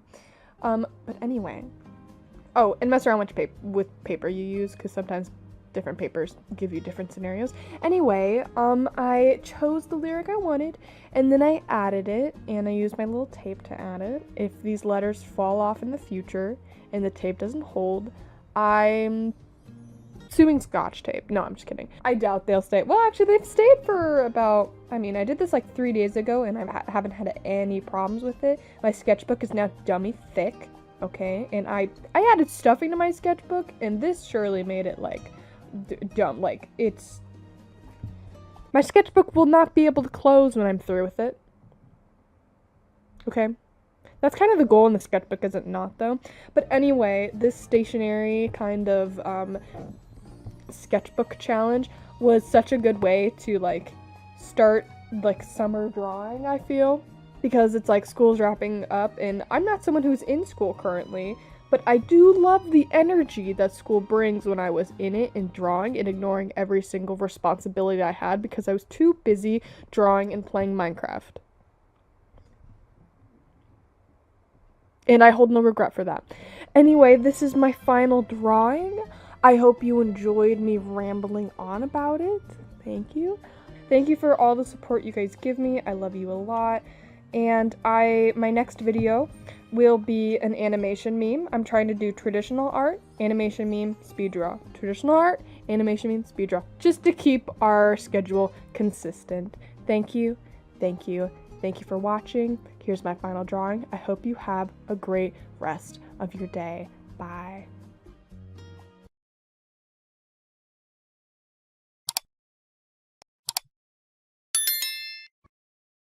I have had this idea stuck in my head so long, and I'm so glad I finally got to get it done and over with. My whole inspiration for this, and I know this is like so dumb, literally stuffing a sketchbook, like that's dumb.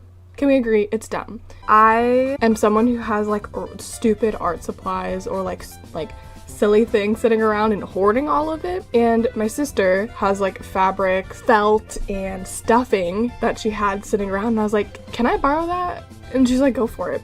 So I had drawn this picture of Ro in my sketchbook, and it's been sitting in there for a while, and I drew clouds around it, and I was like, that'd be so cool if I could add something that I make it like actually like the texture of clouds. So I did, and that stuffing just, I don't know if it looks good, but the fact that I can touch it and it's fluffy makes me happy, and like it does not matter if this doesn't look good, because everything in my brain is like, oh my gosh, fluffy, and I love it. I like do not care.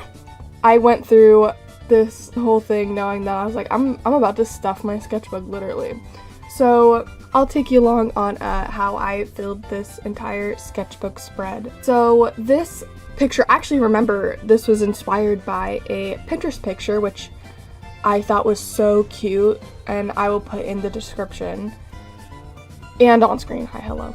It was inspired by that picture, that drawing, that artist, and I thought this smoke looked so pretty. And I actually really like my line art for the clouds, which I was kind of sad because, you know, I have to cover them up. I wasn't expecting it to be like so thick. I thought I could see some of it through, some of the line art through, but in the end you can't really see it. So if you like the line version better than the final product, I don't blame you. Because there's something truly like I really like about the line art, but I wanted a fluffy sketchbook. Okay, I wanted a page that was going to like leave a whole inch gap in the middle of my sketchbook with stuffing. I ended up doing the whole lining, and Ro was such a good subject for this picture.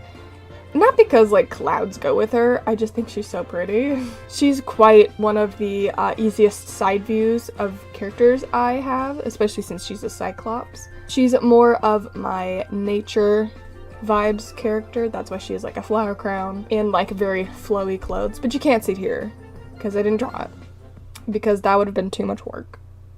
But if you wanted an example, here you go, here's her rough sheet. Anyway, I got my line art done, which I was pretty proud of. I haven't completed anything in a while, so using my dip pen was like super fun. There wasn't like much thought put into this sketchbook spread. It was just like what I'm like trying to think of creative ways and like things I could put into my sketchbook, and putting stuffing in it was one of the first things, so I did it. Though putting the stuffing in my sketchbook was going to be the final part I did of this, I wasn't sure how I was going to color the actual picture. I hadn't really decided on anything. I did buy a blue paint that I was going to end up putting in the background, but it didn't match her colors at all. The blue was too gray toned, so I just kind of pitched it and was like, you know what, watercolor has never failed me yet. So, and plus, if I don't get the right watercolor colors, I always end up shading with colored pencil. So I ended up putting in all of my watercolor colors, though this blue in the background changes. I really love this liner and the clouds. I think it looks so pretty. Like, half of me is bummed that I had to cover it up, but like the other part of me is like a child who like Like, what, your sketchbook's fluffy in the end, so why do I care? Plus, I have this video to remember that minor. If I want to make this picture again, I'd probably just do it digitally. But Ro was such a good character, oh my gosh. I really, really love her characters. I really love her colors, pardon me. And I ended up going after and shading everything in colored pencils with my Prisma color pencil. I'm pretty sure that's how you say it. And this is usually like my favorite part of it because, you know, everything looks flat and then you add shading and it's like, oh my gosh, this has dimension. And I think this is actually it's not, but well, the first full picture I've drawn of Ro in this sketchbook, and I'm trying to have a page with like a character I haven't drawn yet, so I'll have one page of each of my different characters. So this is her page, and I really love how it turned out with like the shading and stuff. I was like super skeptical drawing the whole time because I was like, is this gonna pull through? Am I gonna be able to do this? I don't know. I mean, let me ask the audience. But usually with working with colored pencils, I don't usually have a problem. With colored pencils, it's layering after layering after layering. She makes it easy because her colors are quite pastel, so all I had to do was just grab my little pastel box of colored pencils and I just layered practically all the colors, okay? Mainly just the pinks and blues. I had a lot of fun layering those on her like skin, her cheeks. It was so cute. Like on the side of her cheek, you can see like the little purple and the pink. It was so fun. I think the only thing her eye color is a bit off, but it's a sketchbook. It's not like I'm putting this on a print and being like, this is her full version, final product. This is exactly what she looks like, but only digital. My brain says only digital pictures need to be like color accurate, okay? Get it right.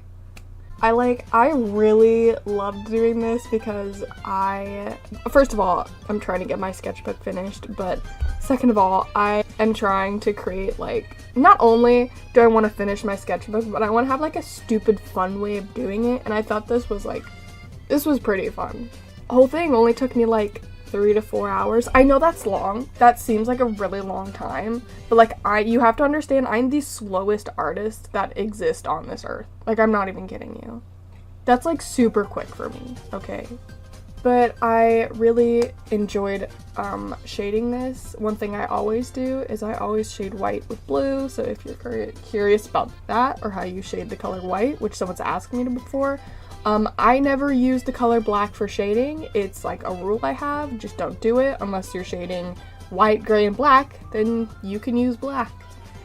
Or sorry, if you're shading, do not use black to shade white, please. Unless like you're doing like a whole black and white picture, then it's okay. But it usually depends on the character. If I'm doing a whole character in black and white, then I will shade the white with gray, black. But if I have whites of a character and I need it shaded, I usually never use gray or black, so I refrain from shading with black. Like, here's where I'm like adding all the little like stuffing onto the cloud, and I have my little tweezers and I'm being super professional and precise. Look at me go. But at the end, I ended up just like putting like a bunch on there and just calling it a day and not like being crazy about it. And as I was adding the stuffing onto it, I was like kind of bummed because I was like, this doesn't look good. The stuffing was like oddly gray. It was not as like white vibrant as like the page was.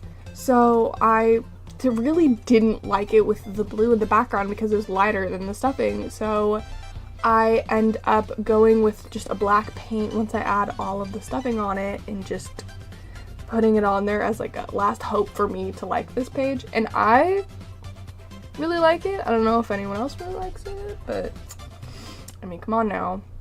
I think like the line art and then the final product, I feel like both are good. But like it was pretty fun to put this stuffing on here. It was kind of just like a mind-numbing process. All I had to do was like put on my music and then just do it, and it was fun. I kind of want to come back to this as like, I don't know, maybe I should do like a painting and like put like stuffing on it or something. Like, wouldn't that be fun? Like doing a painting with like different types of like actual textures on it. Like that'd be fun. You can't tell me it wouldn't be fun. I have added glitter and stuffing to my sketchbook, and it like visually fun. It's like texturally, you can feel it. It's so fun. I like scratching it, and like the stuffing is fluffy. Why wouldn't you want that? I don't get it. Ooh, another thing I could do is I could draw Ro, but then actually put in like flowers for her crown. Fake flowers? Would that be fun? I feel like that'd be so fun. Should I add fake flowers to my sketchbook?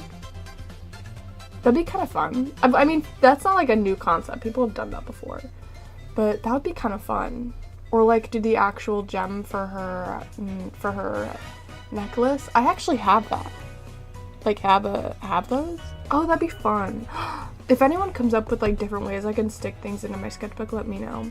Oh, also, this is where I like didn't like the blue background, so I was like, let me try to shade this like stuffing with a blue marker, and that was kind of annoying, and I can't get rid of it, but that's okay.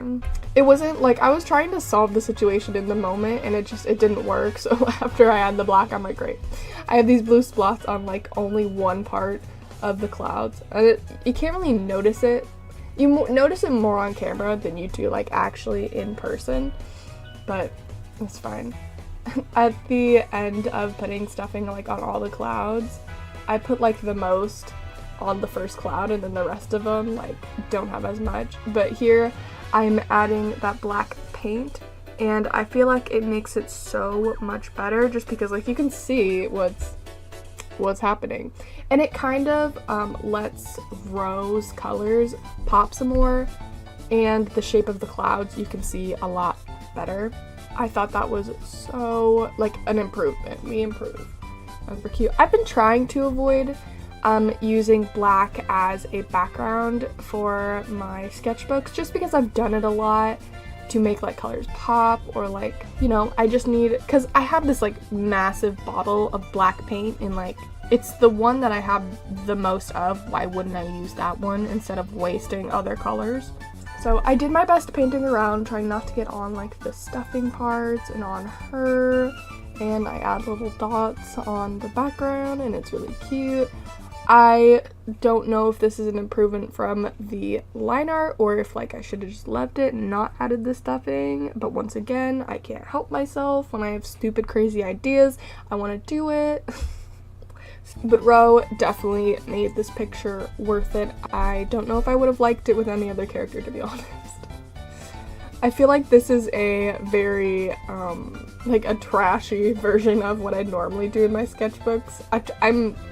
I'm usually way more consistent, and like I usually strive for perfection, and I'm like, you know what? I don't really need it right now. If you're having a bad day, just put like something fun into your sketchbook. That's what I did, because I was like, I need something right now. I was like, I need something stupid, and this is what I came up with. And I went in and added a liner to make her pop a bit more with a white outline, which I've been doing a lot recently, so that's fun. But here is my final picture. I hope you enjoyed, and I hope you add something fun to your sketchbook.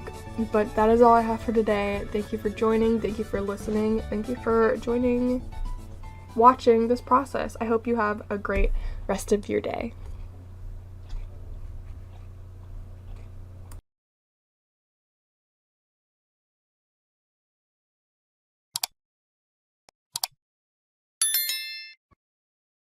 Okay, so hi, welcome to my floor.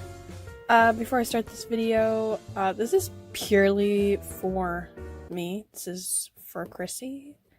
You guys can just tag along if you like. Look at that. Look at that scuff setup. I know that just like makes everything so ominous. Recently, I moved all my art stuff to my room, and I no longer work in a basement. So that's fabulous because I have my computer up in my room now. Anyway, irrelevant. So I haven't done a traditional art video in so long because of that. Because I have like it's kind of hard for me to set it up here because like you can see I have a thing over here on my floor. And I wanted to start doing sketchbooks again, and I thought I'd just show like the three, sorry, I have sticky tack on it because when I put it on my little like wooden desk thing there, it likes to slide. So I have 3 sketchbooks that I have blank, except that one has like a little bad drawing in it. I have 3 sketchbooks that I was choosing from. This one being Canson, which is a spiral thing. This one is, oh god, I think it's not, this one's art creation, which you can see like right there at the bottom, which I used last year, which was really, really nice, and I loved it a lot. I don't know, I'll figure it out and I'll put it on screen. It's like, it's not art creation, but like it's art sketch or something. It's the cheaper of the 2 I think it's art skills, actually. It's the cheapest one out of all of them, and I think it has the least amount of paper. And just because I have used this one, well, I haven't filled a sketchbook out with Canson, like a Canson sketchbook, but I do have like Canson paper that I use for like watercolor and stuff like that. And I filled one just like this last year, which looks like this, and it's kind of, I don't know if you can tell, but no, you can 100% tell. The binding is kind of messing up there. I need to like re-glue it or something, and you can see all that. Like I filled it with like a bunch of like, you know, it's not technically finished, but I don't want to add any more to it. So I think that's like the most recent thing I've done in here. And it has some, or if not a lot, of blank pages. And I figured this is like it for now. For 2022, I'll probably come back to it just to finish it at some point. But it'll just be when I have Katie on a call right now and she just coughed.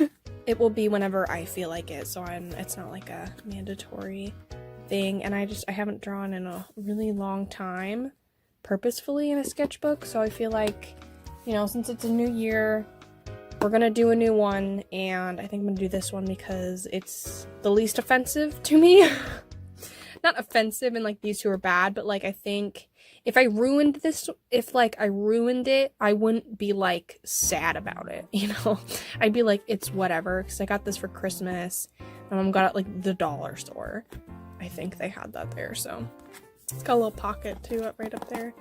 Anyway, that's the intro for this. I didn't even say what I was gonna do. I'm painting a cover for it, so I'll probably put 2024 on it somewhere, and that's about it. If you want to join along, watch the rest of the video. If you don't want to, stick around for the next video. Anyway, I'm done ranting. I'll be painting a cover for my sketchbook. This video is entirely for me. Hi. I'm Chrissy. Yeah, this video is pretty much just for me. If you want to tag along, you can. You're always welcome to join. Hello. This is just gonna be my process on how I did it. Without further ado, listen to me go on about how I paint the sketchbook. Okay, here I'm jumping into painting my sketchbook white. I have attempted to paint my sketchbook before, and I see that a lot of the times I struggle a lot with it, with the colors, because I'm working on a black surface. And, you know, if we want to get those colors correct and mix them the way we want to and then have them show up correctly on our surface, I think the best bet would be painting it white. I think if I used my brain for 2 seconds, I would have figured that out the first time I went to paint a sketchbook. But I figured I'm gonna be doing this for a video. I'm gonna put my best foot forward. Need to paint it white. I can't sit here and just, you know, I can't just like put in half the effort. Just, oh, it'll be fun. No, okay. So I'm a professional artist, what can I say? And kind of the inspiration for this picture was I had determined that a lot of the art that I like painting wise, it always involves some flower and a random item, and then kind of like usually like a sunrise or sunset color scheme, if you will. So I was like, I'll do like a sunset flower with an item, and I did a random item generator and a random flower generator. I'm not gonna say the flower because I'm not gonna out myself, because I I looked at a reference once, and then I did this digital mock-up that you can see right here, and like you can't really tell what kind of flower it is because I just wanted like a flower. Like, it didn't have to necessarily like look exactly like what the flower is. I just wanted like the inspiration of the flower. My brain was like, ooh, since I also got a fork, I want flour spaghetti. Yes, that's vegan spaghetti. Does spaghetti count as vegan without meat sauce? I'm not gonna go into that. But I was like, flour spaghetti, yes. And as I was like putting up the digital mock-up, I was like, ooh, I can even add my little character on like the handle of the fork. And I was like, and I'm like, this is how my brain works. I'm like, she's sitting on a fork with flour spaghetti, and she's holding a flower that is glowing, and it has flour soup. Yes, this is the moment. Okay, this is the mood, the moment, and everything I need in this world. That I'm not kidding you. That's the inspiration for this. I'm so sorry that you're expecting something better, but that's it. That is all I have. And so I got my purple background, I got my pink flowers down, I got some of the stems. Honestly, whenever I paint, it's a process of jumping around things that I'm not sure what I'm doing, but I'm adding stuff and I'm doing it, and there's random dots, random things, and as I was painting this, I was like, I don't know if this is gonna turn out. Because I find a lot of the time when I'm painting, I'm like, it doesn't look good, or like it's not finished yet. Usually when I mean like when my brain's like, it's not finished yet, how do I get to finish? It usually means that it doesn't have line art, therefore it is incorrect in my brain. Because I'm such a digital artist for, like, you know, I always do line art. So, not that I enjoy doing line art, okay? I do not enjoy doing line art for digital art, but, like, it doesn't look finished until I do line art. And not to say that I didn't do line art, but like, you know, like it has to have those like dark lines, edges for like where shadow would be and stuff like that. So painting isn't necessarily finished until it has that and then those bold highlights. But right now I'm just kind of placing down certain base colors, and I'm adding the flowers and like petals, and you can see that I'm not necessarily putting pink petals down into a shape of a flower. Sometimes they're just kind of like singular themselves. I'm kind of just putting the representation of what I want, and your brain will fill in the rest. So I've learned that for 2024, I do want to do more painting, because I don't know if you know this, I'm not really a painting girly. I'm not that kind of girl. Like, I'm good at it, but like I've only ever finished one painting in my... I've only ever finished maybe like 2 paintings in my life.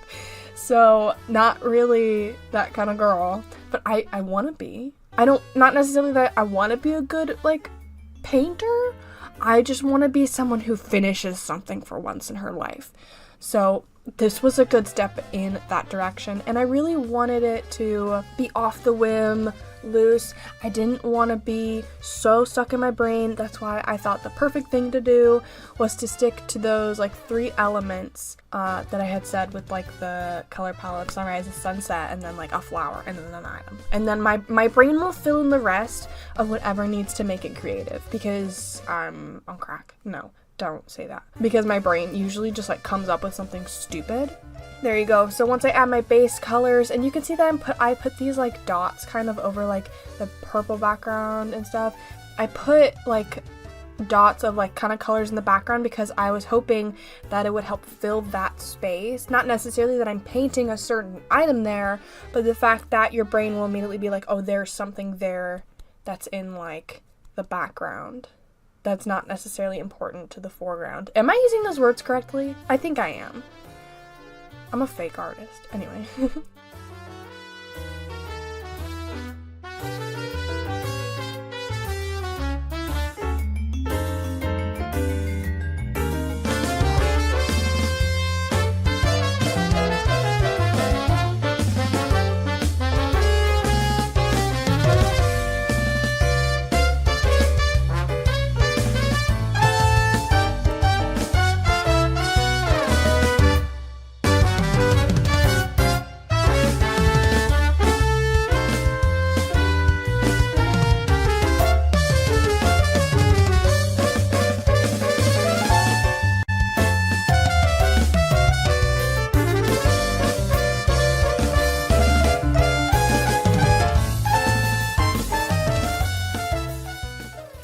Okay, so I just finished.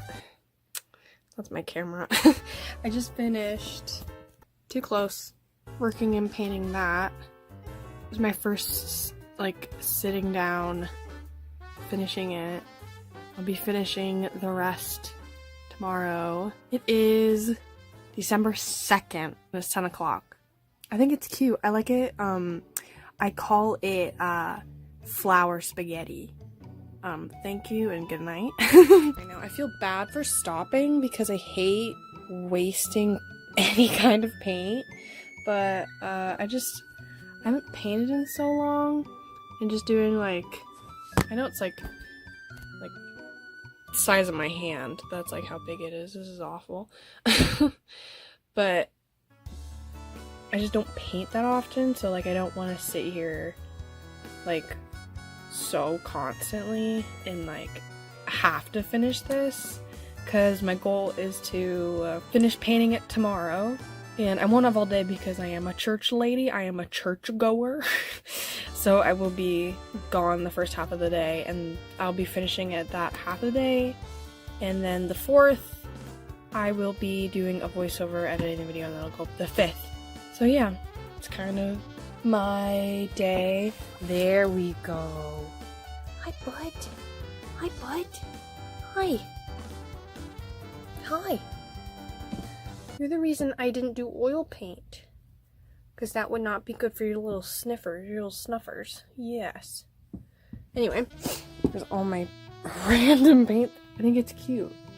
As I'm recording it though, my video shows it flipped, and ooh. Oof. Do not flip it. That's all. Look at my juicy paint water. Ooh, yummy. In a bread and butter pickle jar. Bye for now. I don't know if this will make it into the video, but yeah. I like to jump around from like doing details of the pink flowers, doing details of like the leaves, doing details of this, because I find when I mix paint, those color, this is gonna sound so stupid and people are gonna be like, Chrissy, like, I already know that as a painter. You're just like, so you're off your rocker. You don't know what you're doing. You need to stop making video. I know. Okay, I know. Don't. I find that when I'm mixing paint, one color that I'm using for this item may fit somewhere else, and I really like trying to find where a color fits and not necessarily what I need it for. I'll use maybe like a dark red or purple under a petal of a flower, and then maybe that'll fit also under a leaf, or maybe it'll fit on the fork, or maybe it'll fit on like the face of my character or the hair, and I try to find that color a place, and then when I'm done using that color, I'll maybe add like a lighter to it, maybe make it more pigmented with red, maybe I'll make it more blue, and I'll kind of just swap from color to color. And I find that I work better when I'm focusing on what colors am I using right now instead of what item am I focusing on painting right now. So if you ever get a little like bored, focus on the colors you're using and not necessarily the item, because if you're working on the colors, you're not going to lose that shading. You're still going to be focused on shading stuff, but it's just not necessarily that one specific place on the picture. And I find that it helps balance everything out, except I will say, I'm not going to point it out because I'm not going to out myself, but I will kind of vaguely say there is one flower that's more detailed than the rest because I got lazy and tired, and I was like, this is finished to me. But I'm like, it's finished. Like, maybe the only person who'll notice at the end is me. I don't know. And I have slowly, you can see that I've slowly molded like it's me. The character on it is me. It's me, but I'm gonna say character because I feel like saying me, it's like I'm talking about myself. It's very self-centered. I don't like that. I don't like to come across like that. So I'll say the character molded her face with like the eyes, and like I've gotten that Lineart-esque look. You know what I mean? And it's making it look a little more finished, more refined. I feel like once we start to make sure that those edges are crisp and clear is when our art seems to be coming across. That's when we're like, okay, we can see the end finished goal here.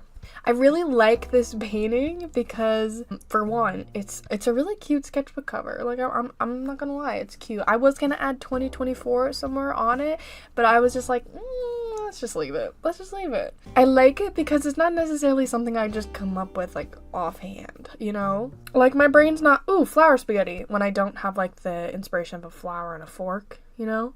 And I'm glad I did get my character on the cover, because a lot of the times I find myself like the cover has to match the inside of the sketchbook, and that's not necessarily the way it needs to go. But I'm glad I did get my character on there, and something that's not necessarily character based with the flowers and then fork. And because last year I was like, oh, I have to do a character on every single page. That's my goal, and that's what I'm gonna do. And I found myself getting like really tired, and it's not necessarily that I was doing the same thing over and over, because I do have a lot of different interesting characters, but doing character work is like not all I'm about, you know? It's not like the full capacity of my abilities. I'm capable of so much more, and I'm glad I got a character on there, and then like visuals of like other things that I can do, because as much as I want to be like, I'm a digital artist, I'm barely an animator.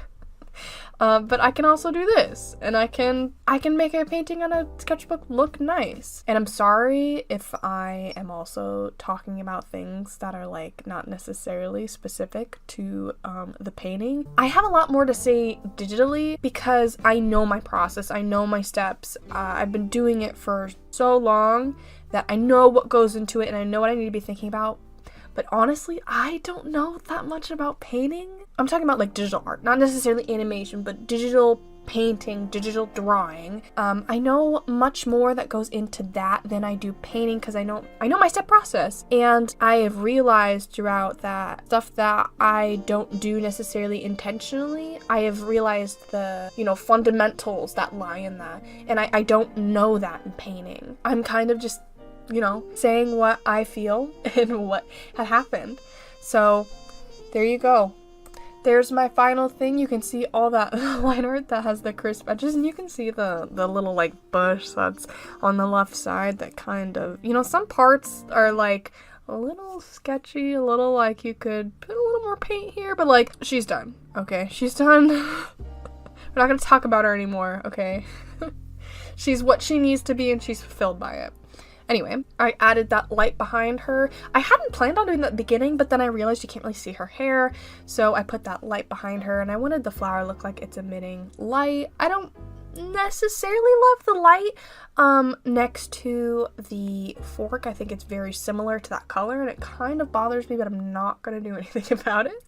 And that's the finished thing for this picture. I really enjoy like the background where it's like the idea of something, and then having the like specific flower next to it, where it's like, here's a blur of what a flower is, and oh, here's a flower, Anyway, that's the final cover. I hope you enjoyed this, and I'll let me talk about it a little more here. Okay, I just finished. Oh god, hold on. I was putting 2024 on the side. I forgot. It's probably still tacky, but I just finished it. The lighting in here probably isn't that great, so I will put up a picture of it in its final glory, because the lighting in here is bad and there's a reflection on it. Tomorrow I will be putting a varnish on it, and then that'll be it. Yes, I'm proud of it. I could have sat there forever and been like, I'm gonna add a ton of detail, but I was just like, it's simple and I don't need to overdo it because I'll just be looking at it and then I'll mess it up. So I think it's really, really cute. I like her and her tiny little flower. I think it's also it's an appreciative work from far away. Well, I can move this camera now that I'm not using it, but yeah. Okay, thanks for joining me. Thanks for me finishing this. If you would like to see more traditional art, let me know. I'm gonna do more traditional art because I made a sketchbook cover and I should. Anyway, that's it for this video. Please. Well, you don't need to do anything actually. Bye.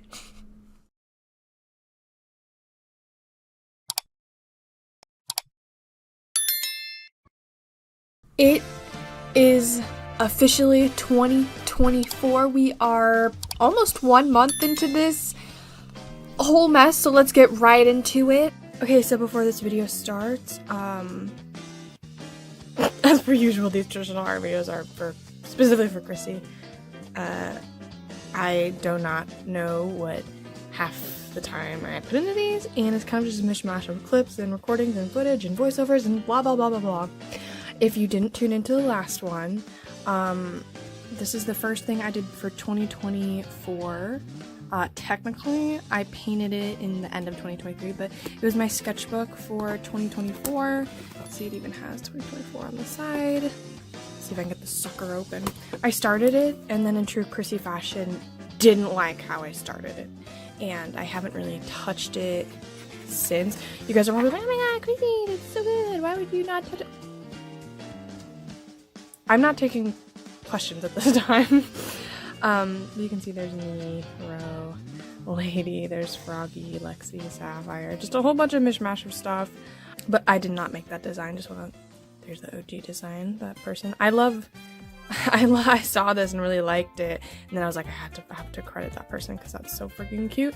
But this is the last thing I painted, and since I've been doing so well with this planner I got off of Amazon, if I find the link, I will put it in the description. It's so nice. I'll even open it for you, and like it has a day-by-day thing, and then it has like bullet journal dots that you can write on, and then it has like, there's nothing in here that's like incriminating, just my notes. So like you can see like the monthly stuff and all that fun jazz month, and then it goes into the week.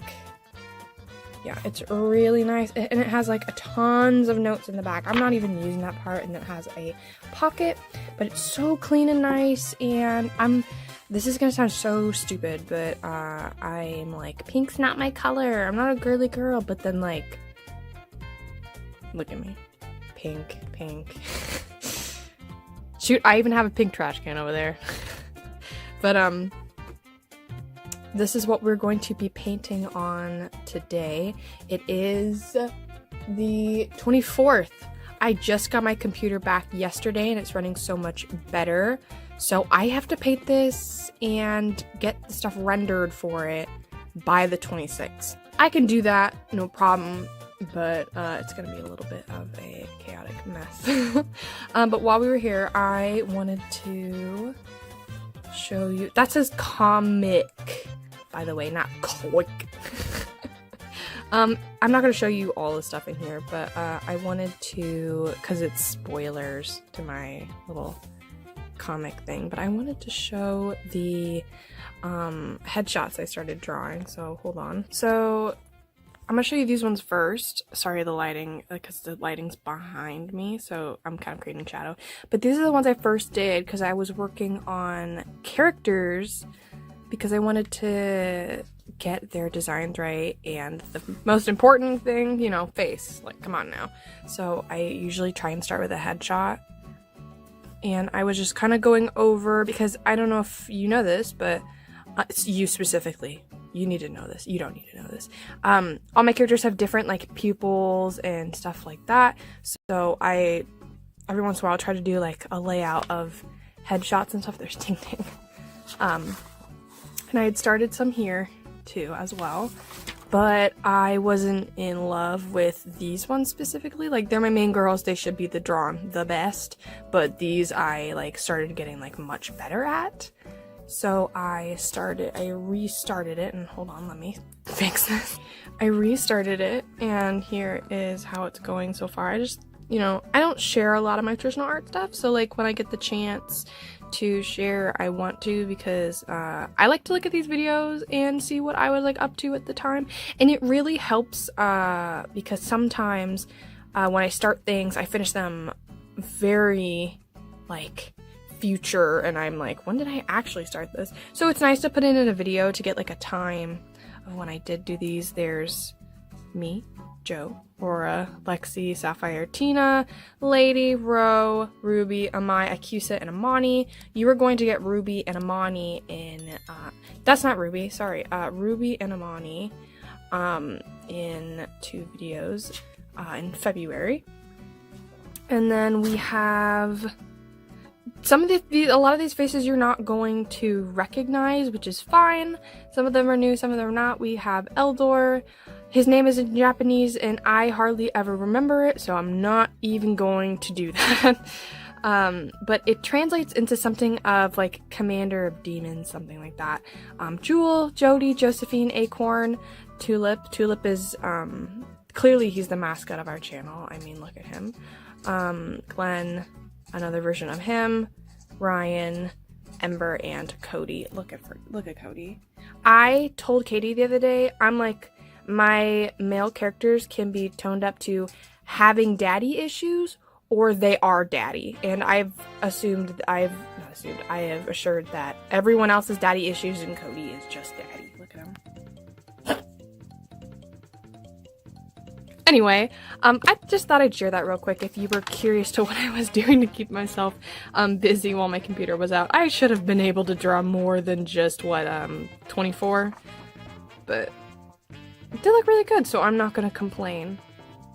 And I got to use my favorite liner, which is a Tombow liner. So yeah, yeah. I'm sorry, because sometimes I ramble with different clips before these traditional art videos happen and like in between. So we're going to start painting this planner. I haven't even set up my camera. I don't know, I like kind of vlogging these things. So I'm on my phone right now. I'm going to go set up the camera and then we'll probably jump right into painting. This video is for me. This video is for Chrissy. If you want to see better art, literally look at anything else on my channel. I promise it is better than this because this is just like me goofing off. So go look somewhere else for better art because this is not like the best thing I've ever made. So this video, I decided to paint the cover of my planner. This is the year where I finally actually use up my planner to the full extent of the year. I always get off base, I always get off schedule, but this year I've been so on top of it. And today, right now, as I'm speaking this voiceover, it is the 25th. This video is going up the 26th, the next day. So I want to get this voiceover done. And I'm going to jump right into it. So I wanted to paint on my planner, and this month I had been choosing Ikusa, one of my guardian characters, be in some keeping up with all of my videos on my extras and uncuts. I have been doing quite a bit of content with her. There's a bunch of speed draws, uncuts. I did a meme, the Tell Me meme. I even edited a full version of that song if you want to check it out. But I thought, what a way to end up the month of January with another video of Ikusa, and I had the full intent of drawing her third eye on the front cover and then drawing like a half body of her on the back. But my too much gene kicked in and I couldn't help myself. Idle hands are my worst enemy. I was going to keep the design simple. I was just gonna add an eye on it and then be done. I wasn't even going to add like rainbow tears that she normally has coming down. I just wanted to paint the eye, and I was a little skeptical because I am awful at symmetry. I'm an even worse artist. No, I'm really bad at symmetry, so while I was painting this, I did have it flipped on my computer, and that helped a lot. I don't get that joy of doing that in my normal sketchbook from day to day. Like, I don't always have a camera on me, so I can't necessarily see it flipped, but looking at it, it really helps. You can still kind of tell it's a little wobbly, but I feel like the circle is circling, and that's really all that matters. I got Ikusa's third eye, so that means she has the little upside down heart as the pupil, and she has her eyelashes. Her eyelashes they're like spikes, and it's always one that's big, one that's small, one that's big, one that's small, and it goes on and on. If you don't know, all my characters have different pupils and eyelashes. Well, I'm trying to make the eyelashes thing. Some of them you'll see are repeated, but that's just because I haven't gotten final designs with all of them. But Ikusa's is pretty finalized, so I love drawing her and I love her energy. Her colors are so bright, and I thought that it would look nice with this pastel pink planner. And I will say, if there's anything outside of the art that I did, I probably should have chosen a different color of a planner. If I knew when I was painting on it, I would have done that, but I didn't know I was going to be painting on it. The beginning, I was super, super proud of it. I liked the green and purple I was choosing. I will say the paints that I had, they're just like, I'm just trying to use up extra crappy paint that I have. It's the Master's Touch paint. It's not bad. I don't really have anything wrong with it, except sometimes when I have them when I paint in a sketchbook, the paint makes the pages stick together. But we're not painting in a sketchbook right now. Really, I was just trying to use up the paint on this, but I didn't have the full saturated colors that Ikusa is known for, so it's a little bit dulled down, which is fine. I felt like that actually matched the pink pastel planner better, but you will see at the end that I went bonkers. I went off the rails and I went crazy. So we'll get to the part where it's like clean, simple, because I sat there and was like, well, I'm here, I might as well keep adding things. I added the rainbow tears. I watered down my acrylic paint and then I added that, and so far so good. It's okay. And then I fully intended to stop there. I took my planner downstairs. I was like, oh my god, Mom, look what I made. And she's like, yeah, that's nice. And then I looked at it, I was like, I'm gonna add stripes to it. Like a rainbow, kind of like, you know? You'll see me using a ruler, but like, if you really look that hard, it's not that even, okay? I just kind of wanted to get the generic base of everything. And you'll see, I sketched the eye, but like it was the paint that was really placing down the shape of everything. And I added a red, yellow, green, and blue stripe to the bottom. And I wasn't in love with my color choices just because of the fact of the paint. I was gonna say I was given, but I chose this life. The life chose me. I chose this life. So I think if there's anything that I could change about this, it would be changing those saturated colors. And I did have a camera like right in front of me, so getting those lines as crisp as they could were a lot harder. So if I could do that better, I would do that. I feel like that kind of makes it a little more sloppy, but it's okay. It's just a cover of a planner. It's not like I'm gonna be looking at it every single day. No. It's not the end of the world. I just thought it'd be better to get something on there than nothing, and it's a good excuse to use some paint and get some practice in. I started adding a white border around the tears and stuff because for some reason it was just lacking. I don't know if it was depth or I just felt like there wasn't enough detail. I'm such a perfectionist when it comes to art, and usually I keep doing something until it works, and this just like never got to that point for me. I just had to keep doing things, and it was just one after another, and at the end I was just like, oh. And this next part, since I saw the 2024 on the planner was like a gold, I thought, oh, let me just add sparkle stuff onto this. So I added some like glitter and like shiny metallic paint. I added that at the top. I added glitter, and you know what? If I'm gonna like it, it's gonna have glitter on it. It could be an awful painting, and I will still like to look at it every single day because it has glitter on it. And because I was so sick of painting, I was like, this isn't getting me anywhere.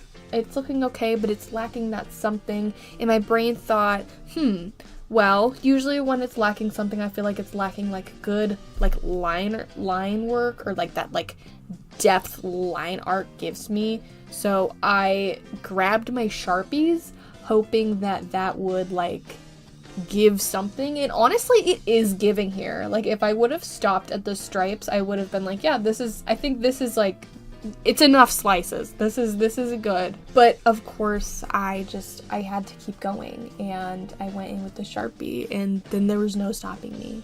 I kept going.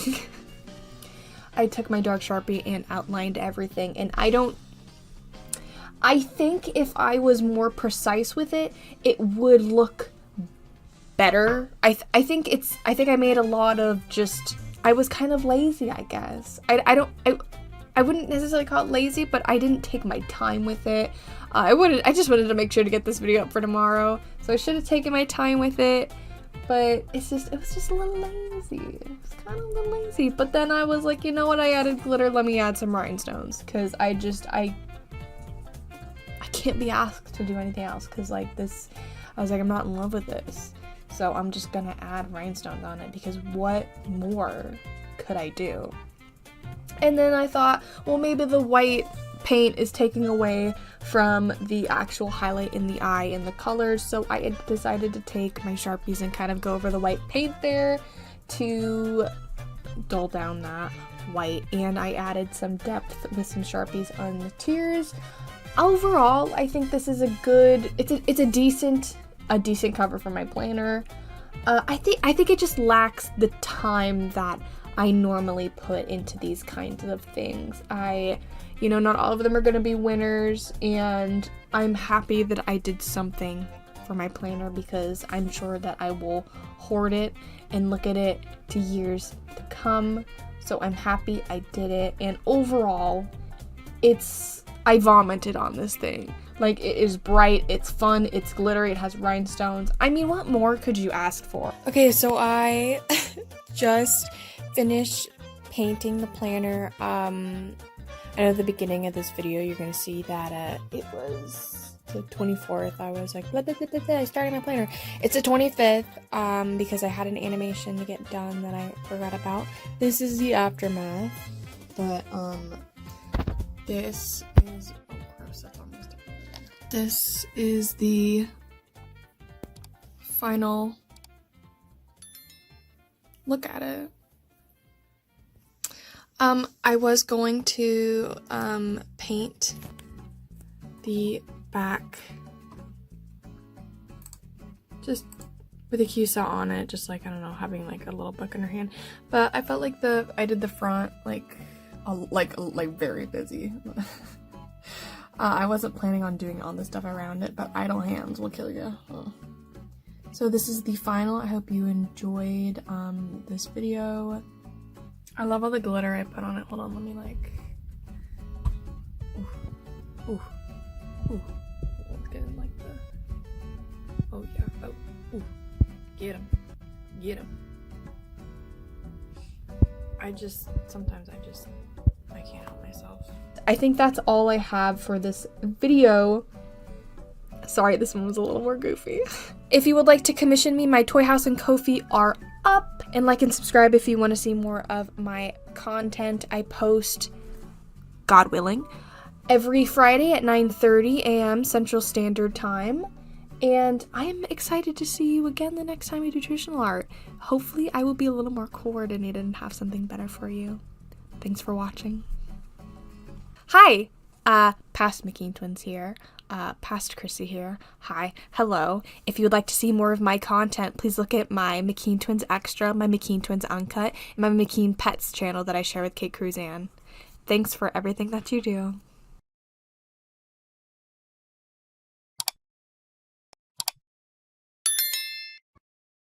I always say that these videos are for me, but this one's for Katie. And I will let you know why. Katie has been on my behind asking if I would do the Slam Sketchbook Challenge. And you know what? I said yes. And technically, I already failed. Today's video will be the first session I did the Slam Sketchbook Challenge. And I will give a brief example of what that is. It's pretty much 20 pages in a sketchbook every single day for... my brain's saying like 30 or 300. Those are two very different numbers. So I think it was 30. I can't remember. I'll put on screen what it is. I can't, if it's 300, oh my god, I'm gonna pass out. It can't be. There ain't no way. It's 30. It's 30. There's no way. Anyway, you do them every day, but I was doing it a little differently. I was just doing a sit down, doing 20 pages in one full session, and I did one session, and the next day I just didn't have the time to do a full session, so I thought I'll just do it when I get to it. But they'll still be 20 pages every single day. It's just those 30 days are spaced out. I know that's not really how it's going to go, but it's going to go how it is right now because I just don't have the the capabilities or capacity to. I did want to do it because, hear me out, it's really helping me warm up for a day of just drawing and just moving fast and with different mediums. So not necessarily that I'm making good art, but it's warming up my hand to get started on other projects. So I'm not mad about it, but I figured I'd record it and just get it done. And I have been posting 2 videos a week instead of just 1. So I thought this would be a good filler for those who are interested. So that being said, let's jump into the first 20 pages I did. Disclaimer, I feel like this is like the 4th time I've said this in a video. This is not peak Chrissy art. If you want to see some really good art, look at something else. Thank you. So this is pretty much just, I did not spend like long on these at all. I think maybe one I spent an hour on because I was flipping from this project to another one, so I was waiting for like paint dry and stuff, but like I didn't spend long, not even a half hour on the majority of these. And if I did, it was just for like paint drying. Anyway, the first page, I knew what I wanted to do. I've done this concept before. It's where you take paint and then just draw blobs and then like character poses that you see in the blobs. And I thought that would be like a good warm up, a good start. I thought it'd be fun just to fill a page. So I just grabbed some paint and filled it. I went with my favorite colors. I went with green and yellow, and of course I added red to make it, almost primary, but not. And we have me on there, Tulip, Brianna, a whole bunch of random characters. And I do recommend that you do this. If you are ever bored and you need something to draw, just put random blobs on the page.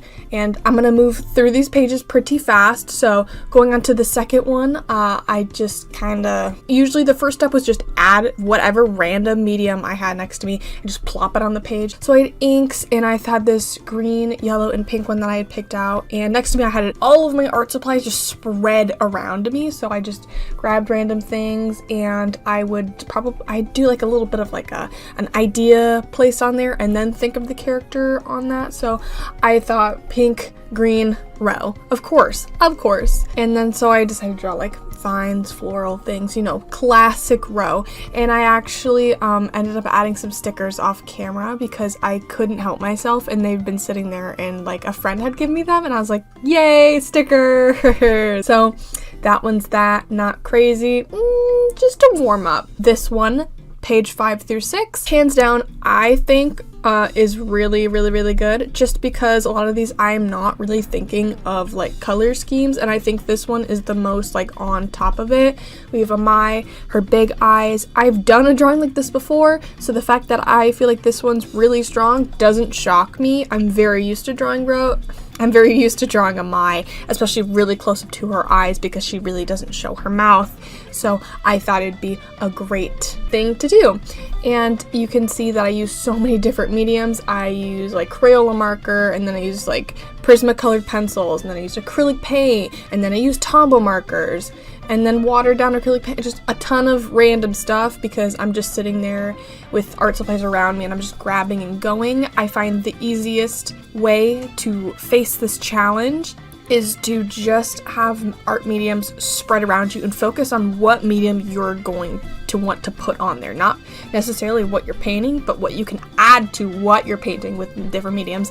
And also couldn't help myself, I put stickers with glitter and some glitter paint. And moving on to the next page here, I kind of knew that I wanted to do a page with papers, because I had these like construction paper sitting next to it, so I cut it up and I was like, oh, 3 characters, what 3 characters could I use? I decided to use my guardians, of course, because they are absolutely my favorite, and Acusa is an absolute win on this channel.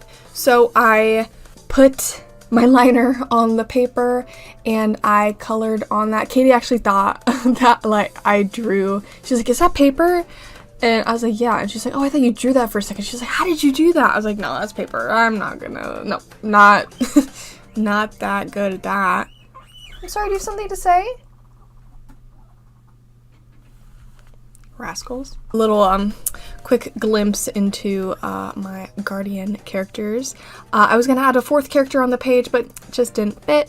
So you have them and their colors. It's a lovely almost primary set. I love when colors are almost the primary, so it's like yellow, red, and then green, or like orange, blue, and like red, or something close but not quite there. The next page I want to do something that's a little more I was gonna say character heavy, but like all of them have characters on it because I can't help myself, because I need to add stuff to my characters and it's just the way I process. So I decided to draw Ember. Both of these characters are Ember. I would like to clarify that. You've probably seen her in an animation, the Ember Zone that I did. So I don't think we've ever seen her like ice cold form. I don't know much about it either, so don't ask me questions. So I thought I'd just do like a one side blue, one side red, you know, your classic fire and ice page. And I was like, this one was probably the one that took the longest, just because I did paint the background with paints, and they had to dry. I had to wait for that. And I will say, having acrylic paint next to me really helped to move the process along, because if I needed to get dark colors on there quick and fast, I could, and if I needed like a white border, I could. The only problem is it would take a minute to dry. It is acrylic paint. It did not take that long, but it still took a process. This next page, I hate. Okay, I don't hate it. It's just like, I was goofing off, okay? Tulip is a character. He's a character. He was in my character emojis redesign, and I always said that I wanted to make it. He's like a Pokemon in like my mind. Like I have different little forest creatures, and like there's like one, but there's like hundreds of them, like thousands of them. You know what I mean? But they're all like the same thing. Tulip is that for me, but I was thinking that he would have like different seasons for him. So this was like, I'll just put it on the page of my thoughts and my brain. It doesn't have to be good. Katie just also was like, draw Tulip, and I was like, okay. I was like, it'll be an easy one. I'll just do it really quickly and fast. And then I think the problem with it is that my brain was like, oh, it's Tulip. It'll be so simple and easy. And then I made it too simple and too easy. It's fine. I'll use this as like concept art for when I create his different like season designs, but that's about as useful as this page gets. Moving on to page 13 through 14, this one's more of an abstract one. I had a lot of paint on my little thing that I needed to get rid of, and I thought one of these I just wanted to like get my painting little knife, is that what it's called, painting knife? I don't know, and just put the paint that I had excess of onto a page and then come up with something. And my brain saw like Aurora's like rose in the middle and then her wings, and I was like, oh, work. I was like, that's what we're doing then. Because I'm not yet ready to like not put a character on the page, because that's like what I'm known for. I can do realism, like I'm phenomenal at it. Don't want to toot my own horn, but I'm really good at it, and I'm really good at like a lot of concepts of art. But I don't really know if anyone would be interested in that, so I was like, abstract. Abstract Aurora wings technically still is a character drawing. So, and you can see me, I really like the black border on it. It kind of looks like an ink blot test, and it was fun. I liked it. Just throw paint on there and do an ink blot test and just like paint what you see. There you go. That's fun. That's fun. And the black border for this one ties it together for me. So like I actually carried that on to the next page, which I made because I was like, I think I'm gonna need a thumbnail for this, so like, what would I draw? And like, by this point, I was actually so exhausted. I wanted it to be done. I did this all in one day. Once again, I was tired, and I was like, not in love with everything I've made. I was like, I'm a really slow artist, so getting like one thing that's decent like really exhausted me, like really made me tired, and not all of them are gonna be winners. So I thought, I was like, let me just make a page of like how I feel about this challenge. And like, honestly, this picture looks so edgy, but like, I wasn't that exhausted, okay? I was having an okay time. I was doing okay, but I was just like, this is overwhelming me. So I decided to put that on a page because I always will just draw myself when I get the chance, and it was very easy, and I'm always trying to add my girls' colors and like that ribbon on the sketchbook and the pen. Always trying to do that. So I thought it'd be fun, and I really liked the like solid black paint that I used on the last one, so I wanted to do that as like a border for this one, and there's that. Now, these last 2 pages, actually technically last 4 pages, are drawings of my guinea pigs. Because it was just closing up the end of the day, and I'm not just sitting here drawing, by the way, the whole day. Like, I have stuff in my life to do. So I set up in my room, and I just would walk in whenever I had time to record and just pick back up where I left off and stuff. And I was sitting next to my boys' cage, and I was like, I'm just gonna draw them, because technically they count as characters because I do like drawing them. Like, I've even like drawn a ref sheet for my sister's guinea pigs before. We kind of just like are like, if we ever have a comic, it's gonna be about our guinea pigs, like one that we share.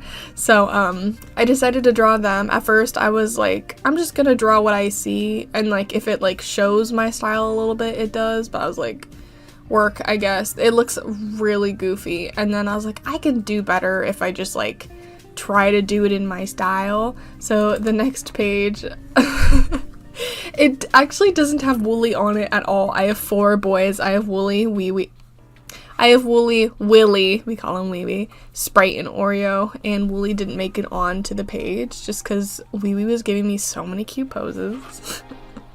And I love him.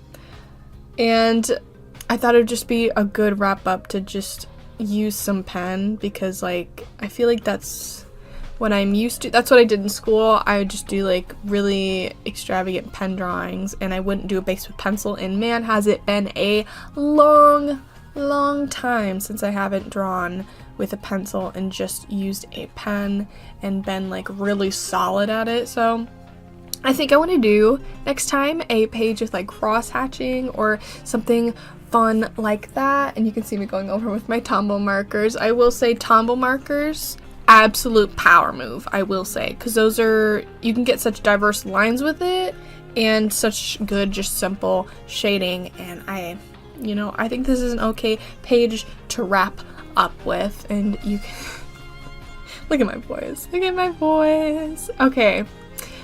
Overall blip through, I think I did ask my mom, because her opinion is incredibly important to me. No, I asked my mom what her favorite page was. She said the one with Ember. I can't remember which one Katie said. I think she might have said the page with me on it. I don't know. I don't necessarily have a favorite, but I do have a lot that I hate. And isn't that just me? Anyway, that wraps this up. I hope you enjoyed. That is 20 pages for the Slam Sketchbook Challenge. Oh my gosh, boys. I will be doing another session of like 20 pages in one sitting. It's kind of been like my routine after like a couple days to sit down and get some like warm-up drawings. And it also really encourages my character brain to process storylines. I know it doesn't look like that because it looks like just like goofy drawings, but like when I'm sitting there and drawing or like characters I don't normally give attention to, it does help me come up with those sort of things. So yeah, I hope you stick around for some other videos I have planned, and I hope you enjoyed. Thank you so much for being here.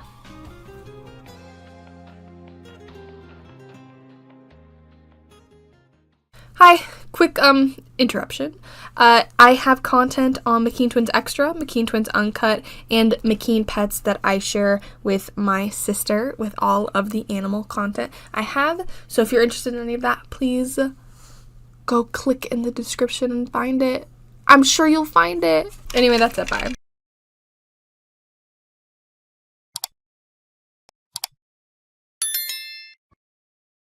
Welcome back. We are doing the second episode of the Slam Sketchbook Challenge. If you do not know what the Slam Sketchbook Challenge is, it's 20 pages for 30 days every day. I'm doing it for 30 days, but those 30 days are not consecutive. So with that being said, let's just jump right in and look at the pages that I did. First page, I always start these off with like blob pose drawings. I think that's what I'm calling them. I did this for the first page in the first episode, and I felt like it was a good warm-up. I also like doing different colors, and this time I think I did it with acrylic paint first. This time I did with watercolor. I was in a different room. I wasn't in where I keep my art supplies, so I brought down fewer things. So I brought down watercolor paint instead of acrylic. I felt like maybe that would be more fun to work with, and I just brought down like regular liners and stuff like that. I also brought down my dip pen, so I was just drawing random poses in the blobs, doing different of my characters. A lot of them I drew were girls because that's just how I function and how I think girl. I'm girl focused. But I tried to be like as diverse as possible in like what I was drawing. I really didn't want to draw like the same thing over and over. So this one actually I think was the longest one. Also, I tried using my dip pen for the first like 3 little sketches, and then I realized this looks nice, but it's taking forever. It's taking forever. And I really like the look of dip pens, but it just taken too long. Didn't want to do it. Didn't want to go through the hassle of taking that long on the first page. So I ended up switching to a different liner, my Tombow liner, and that is that one. Moving on to the second page, here we have my character Sabrina. She's a spider. The first page that I really liked in the sketchbook that I did was a picture of a Mai where her face was super up close. So I thought maybe every little bit I'll do a picture where it's their face up close. I don't want to do that for every page because it's super repetitive. It's also easy. It's easy. And I feel like it's a cop-out, but I did want to do it just for fun because I liked the concept of having her like spider legs behind her head. I thought it was funny. And I used watercolor to just get my image of the picture down. And I feel like when you're doing this challenge, it is very, very better to have paints with you. I feel like any kind of paint, if you can just get your image down that you have in your head on the page vaguely, that's going to help you a lot in just rendering that through. So I just used my orange and blue complementary colors and just painted it through and added some liner. And I did use Pen Gear pens as what I sketch with. Those are my favorite to sketch with. I don't know why. They're not even like an art supply. They're just like stationery stuff. But ever since I did my traditional art stationery challenge, I have not let those pens go. I love them so much. So if you're wondering what I sketch with the majority of the time, it's that. Moving on to the third page. Here I was kind of like not really knowing what I was wanting to do. The problem I was having, I was just sitting there trying to wait for something to come to me and just be like, I have to think exactly of what I want to do. That's not how it's going to work. That's going to get you nowhere. So I was like, I'm clearly just not in it right now. So I'm going to draw my comfort character, which is Cody. I love him. He's adorable. And I like to do these pages every once in a while because like there's some like really top, like decent, good pages for like spending such short time on it, and then there's ones where it's like I just need to get a page done, and this one was one of them. I do think the sketches are good. Sketchbooks are for sketching. I don't want anyone to look at this challenge and be like, oh my god, you're throwing like paint and all this other stuff in it. I just have pencil. Don't be discouraged. Absolutely do not, because sketchbooks are for sketching, and this page was that. And I actually threw my little artist character in there to make it a little more personal. I was talking to Katie and she's like, I really like when you add your character in there, and I was like, thank you. So it's just Cody, and I'm using a Tombow marker to color in the blue. Moving on to the next page, I actually had the idea, I was like, I didn't really execute it well, but how watercolor was on one page, and I wanted to like take the other page and stick it again, so like it would imprint on the other side, so both sides would be like exactly the same. But I didn't want to get too much water on the paper because this sketchbook isn't for watercolor, so I didn't want to like ruin my chances of drawing on that other side of the paper for the next like spread. So I just did it lightly, and it kind of gave it like a cool texture. And these images, these colors were giving me like oceany kind of energy, so I chose my character Azula Lapis. She's a little bit newer than my other characters, but I designed her late 2023, not 2022. It's 2024 right now, Chrissy, get it together. This is another one that has like a character spread that I'm not sure really what I'm doing. I'm just gonna draw it. I do like this one better than Cody's just because of the colors. I think it's nice. I think it's fun. I think she's such an interesting character. I don't think I drew her exactly right just because I haven't drawn her that often, but she's very fun. She's very fun. Her colors are very oranges and yellows and blues, if you couldn't tell. And she's more of my edgy, not edgier characters, but she's more sinister, and so I wanted to add that little pose of me and her in the middle. Moving on to the next page. I can't remember what number this is, but we're moving on. This one, I really wanted to do a page with my dip pen. This one's okay. These sketches are really scratchy. I love my dip pen, but I don't have like a container where I can like put ink in and like dip it like fully and get like that saturation, not saturation, but like a lot of ink on my dip pen. So I constantly have to keep dipping because I don't want it to dry out. It's a process, and I need one that has like a little like a holder, like a cartridge, I think. I don't know. But this one was just some doodles, and if you see me drawing off screen, I'm so sorry because my phone was in front of me and I clearly was not paying attention. It's just some scratchy dip pen doodles because I just wanted to see what I could do without doing any sketches. They're okay. I'm a little out of practice with doing stuff like this without sketching. I'm a little out of practice with traditional art in and of itself, and I don't often draw all of my characters, so that too is just a little it's caution, beware. But I got to throw down some cute little sketches. I think the right side is better than the left side. Even Katie told me that. She was like, this side's not as good. And I was like, I know. Why would you point that out?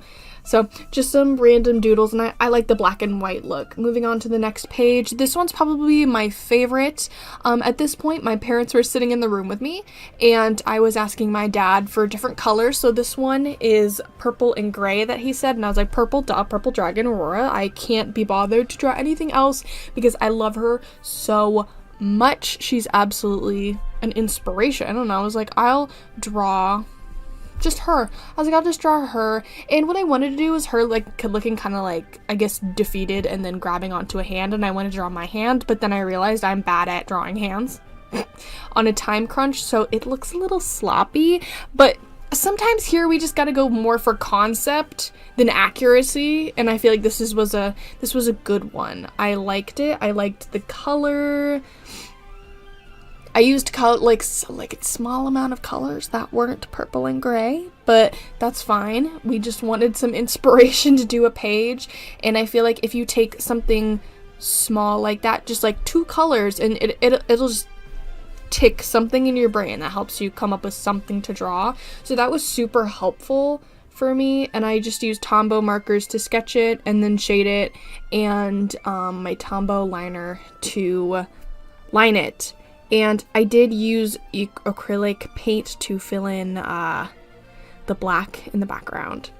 Moving on to the next page, this one I like just because it's simple and cute, and like I love Wish. This is my character Wish.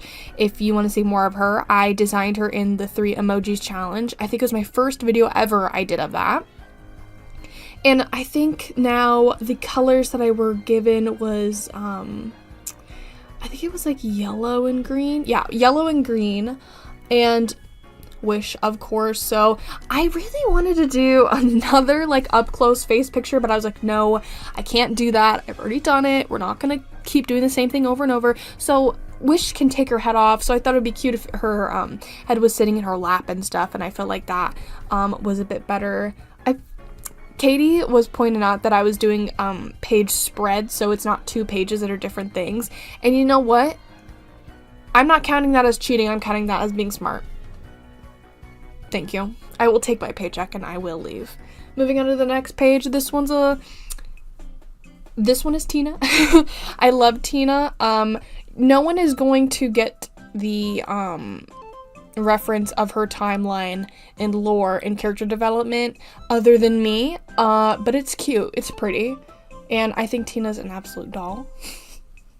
It is a reference to a Britney Spears song. It absolutely is a reference to a Britney Spears song, and I won't apologize for that.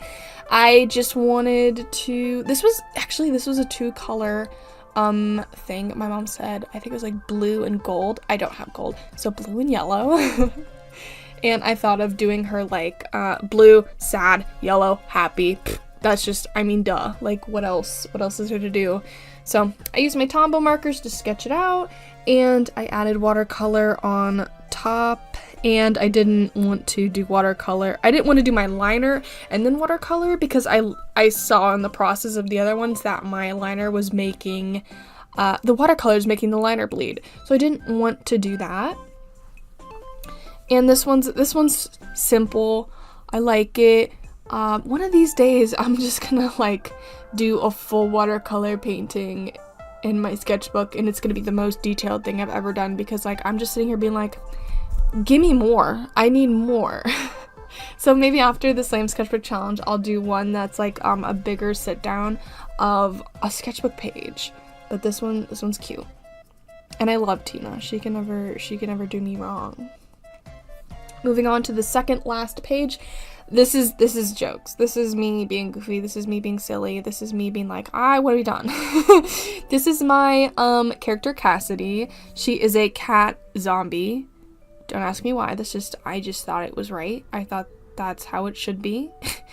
And she's so cute. She's like she's not a Valentine's Day character, but she really looks like it. Her whole thing is themed around hearts, but like she doesn't hate like affection, but she really hates like public affection. So I adore her, so I was like, I'll just draw me and her interacting.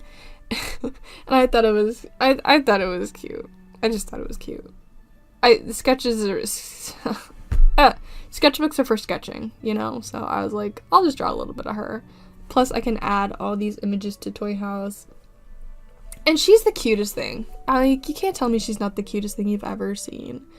She does have, like, a partner character that I have with her, and I can't wait to draw them together. It's so cute. They're both cats. You'll see them eventually, but not now. Moving on to the last page. This actually isn't my character. This is Katie. This is her mini-me, Catherine. And Katie walked in and I was like, give me 2 colors. And of course, you know, America the Freedom. She looked at me and said red and blue. And I was like, of course. But I was just not really knowing what I was going to do. So I just put watercolor down on the page with red and blue. And then some like splatter dots, and then I was like, I'll just try Katie's character because she was the one who recommended it, and I was getting very Catherine energy. I wanted to just take my marker and just like sketch a character and be done with it. I will say I do like all of the pages in this session. yeah, that's I do like it. Anyway, that's pretty much a wrap up. Let me know what you think, what your page is your favorite, and I think that's all. I will be posting a lot during March. Katie and me are trying to do a meme every single day. I'm gonna try my best. But if I don't do it, I didn't say that, okay? That's it for this video. I hope you enjoyed. I will see you later.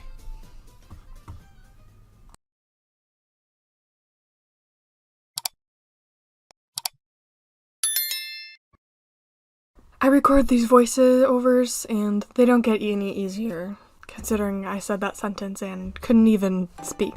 I'm trying to jump back into doing some traditional art again. I am trying to just improve on my traditional art and do some art quickly. I also just want to get some more videos done, and this is an easy way to do it without spending 100 hours on digital art, which takes me an eternity. So I will be answering some more questions here in a second, but I figured I'd talk about my piece here first. I actually have on the back of like all these little pieces of paper that I draw on. I like organized them out. I was like, okay, I'll draw this many this week, and I like wrote down words on the back of it, so like just random nouns on the back of the paper, thinking when I pick them up and pick that day I would already have a word to work off of, but I keep just ignoring the words on the back and just doing whatever I want because nothing seems to, be functioning in my brain to, want to do that. So I kind of just felt like doing whatever drawing I wanted to. But with that being said, let me jump into let me say what this picture is. This is a picture of my character Stacy, which if you've followed my videos or see my most popular video currently at the moment, it is pretty sure it's the flowers meme that I did with my sister, my beautiful wonderful sister, Kate Cruzan. She goes by Katie, so I call her Katie. And that's at least my most popular video right now, so that's my character Stacy. And I decided that I just choose a random character, and she's the one who I brought up. Her colors look a little bit different in my traditional piece, but who cares? I just can't color match very well, and I didn't have the right colors. But for this drawing, I was like, I want to do like some sort of my idea was to do some sort of splash of like different color, which in my mind, it looks so much better, but it kind of looks lame. I don't know. It's just a plain bus drawing with blue in the background. Water, whatever it is, I don't choose your pick. So my kind of word that I guess I went with was splash. Kind of boring, kind of generic, but it got me a drawing today, so I'm not gonna complain about it because I haven't drawn anything fully all week. So I'll stop rambling and let's jump into some questions. I'm probably only gonna go through 2 or 3. So it just depends on how long I run my mouth for. Okay, I'm going to start with just a random question, and the first one I'm going to choose is who is your favorite character to draw, which was submitted by my sister. Thank you so much. Cares and loves and is interested in everything I do, and I appreciate that. And she probably already just knows the answer to this. As much as I draw myself and a bunch of other characters, my favorite character to draw would probably be the first one I ever designed, which you've probably seen quite a bit, which is Aurora. She is my absolute favorite character of all.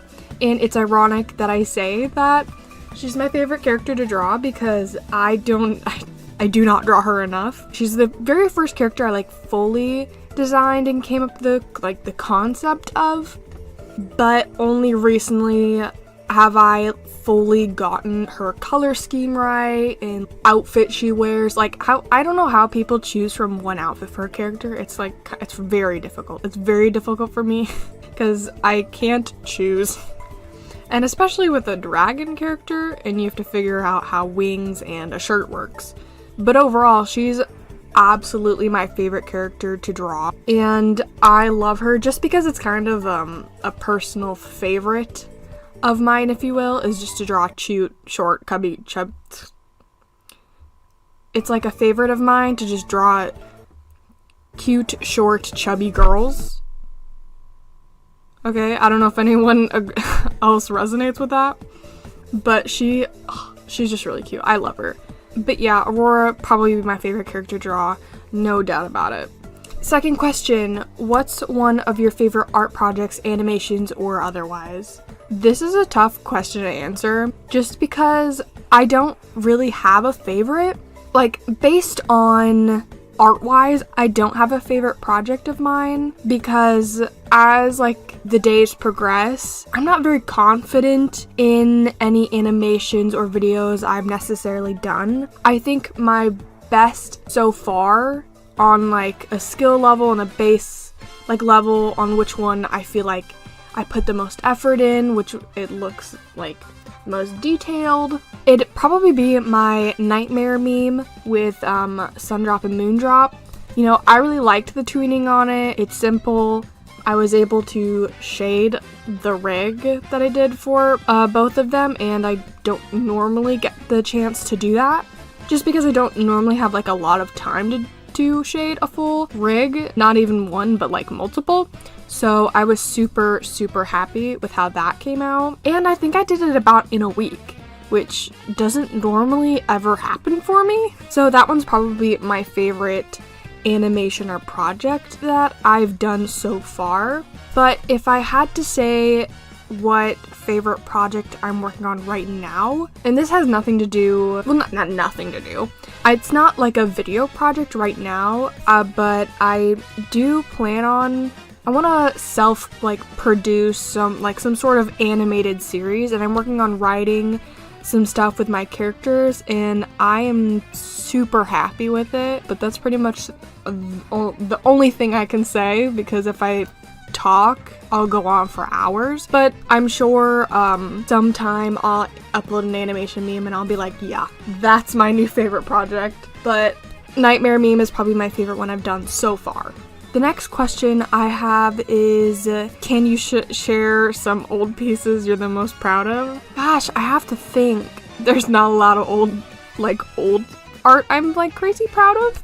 Ooh, but actually I can share my first full digital art picture that I ever did. And I spent it was the only thing I wanted to focus on. And it was the full picture I ever done. It's a picture of Aurora. And I drew this back when like Cuphead came out, and I was like really digging the style of Cuphead, even though I knew that cartoon kind of style existed. And she has like all these cards around her, and I felt so proud. You have no idea how many hours in like detail I thought I was putting into this. It's still probably I'm proud of it, not because it's like a great piece, but because it helped me to be better, and it really taught me how to do digital art. So I really love that picture, and it'll probably be one of my favorites for a while. This is going to be the last question, but how long you can done an art project? I think you mean how long do I work on a art project, which is I'm just assuming that's what you meant. God, I just should say years. I never finish anything. Traditional art pieces I can usually do in 1 or 2 sittings, a couple hours. Like if I worked on it 2 days in a row, it'd probably be like 4 to 6 hours at best working on a traditional piece, and then working on it the next day and finishing up. Traditional art, I find it's quicker, but it's not as forgiving as digital art.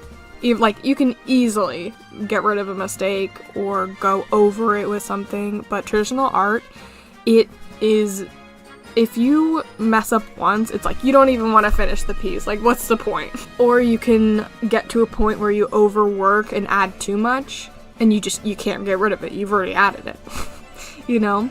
So traditional art is quicker, but very upsetting when you get it wrong. Digital art, however, since I can so easily redo and change things, I find that I'm taking forever to just finish one thing.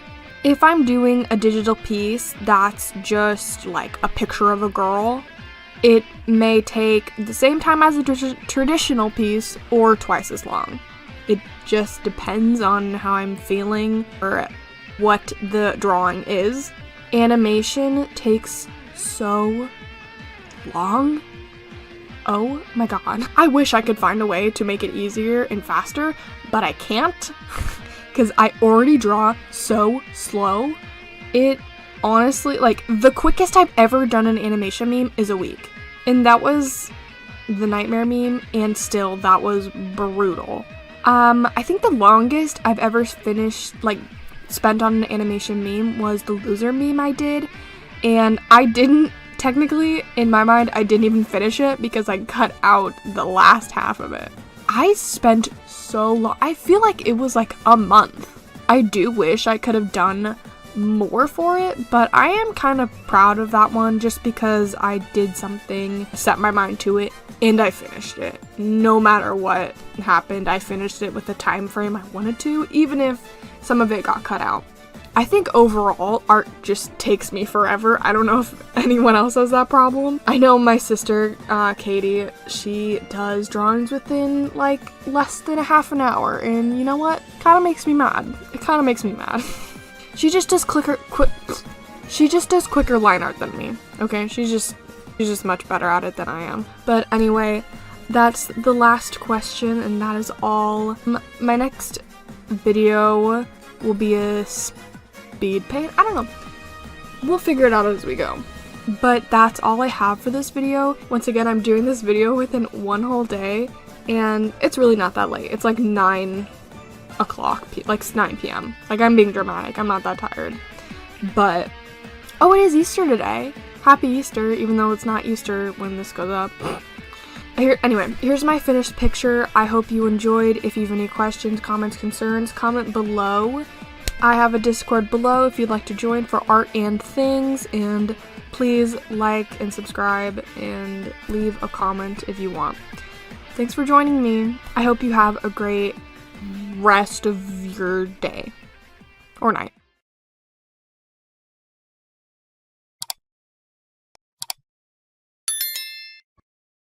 Today we have an ink drawing and a Q&A, so I'm just gonna cut to it and we'll get straight into it. All the questions were sent to me on Discord by the people who follow me. If you want to stay updated on what I'm doing and when videos are going to be up and when I'm going live, you can join. So let's jump right into it. I'm just going to choose randomly the questions that I see. First question is, what size canvas do I use? This drawing actually on screen, I have no idea. I have no idea what size it is because I actually think it was 11 by 14 inch paper, and then I cut it into fourths.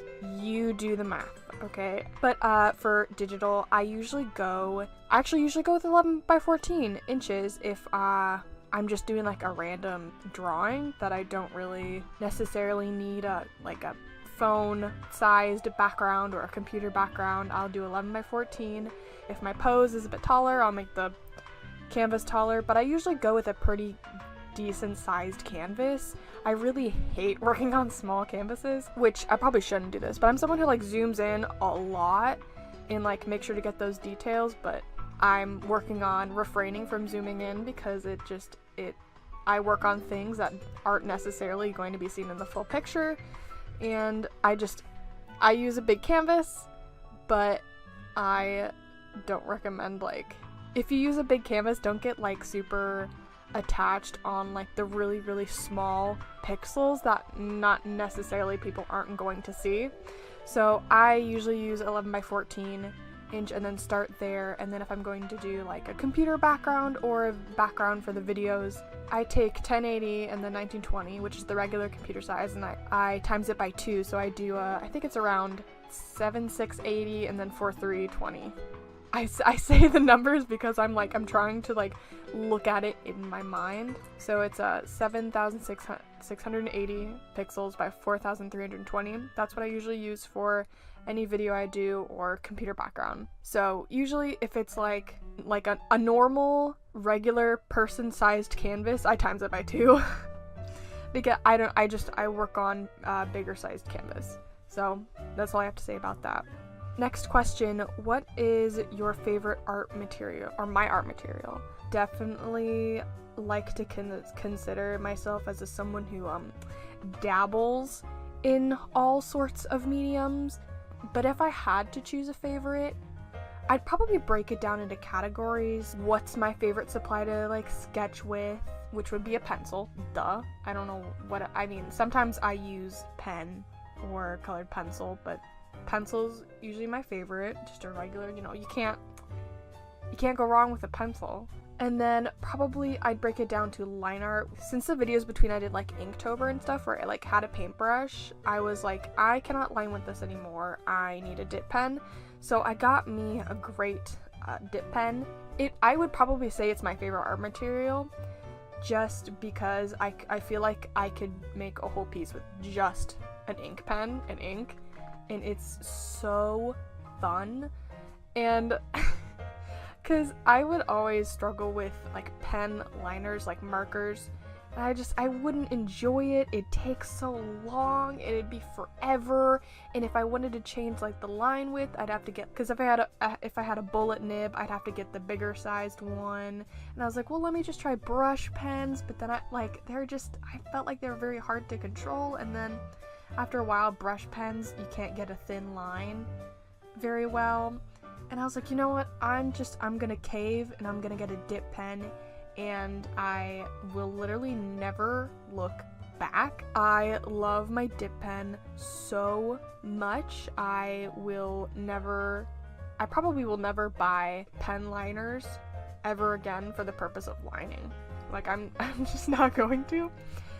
I don't know why no one else uses dip pens for line art. Like, I hardly see it at all sometimes. And I'm like, it's like the best thing. Please go out and try it.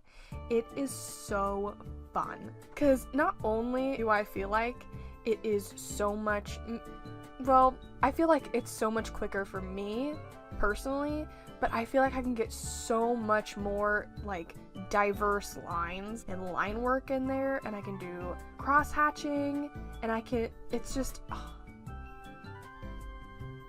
it is so much better, and I love it so much.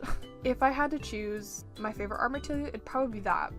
If I'm going to choose something to like color with, it probably wouldn't be inks. I'd have to choose, well, this is difficult. If I had to choose something, if I were to like color in a picture, well, I wouldn't choose colored pencils because they take forever. They look nice, but they take forever. Let's be real, okay? Colored pencils, they take an eternity. Watercolor just depends on like the certain watercolor you have and how good it layers. Inks, I feel like you have to be very careful because they're bold, okay? You're not just picking up an ink and then not gonna go like ham with the color. Like, it's gonna be bright, it's gonna be vibrant unless you add water. And markers, I'm like really not that good at, I feel, unless they're like very light and pastel colors that I can layer, but markers don't really like do it for me. I don't know, because the stupid thing is that I never just use like one art material. In this video, I use my pencil to sketch dot, like everyone does.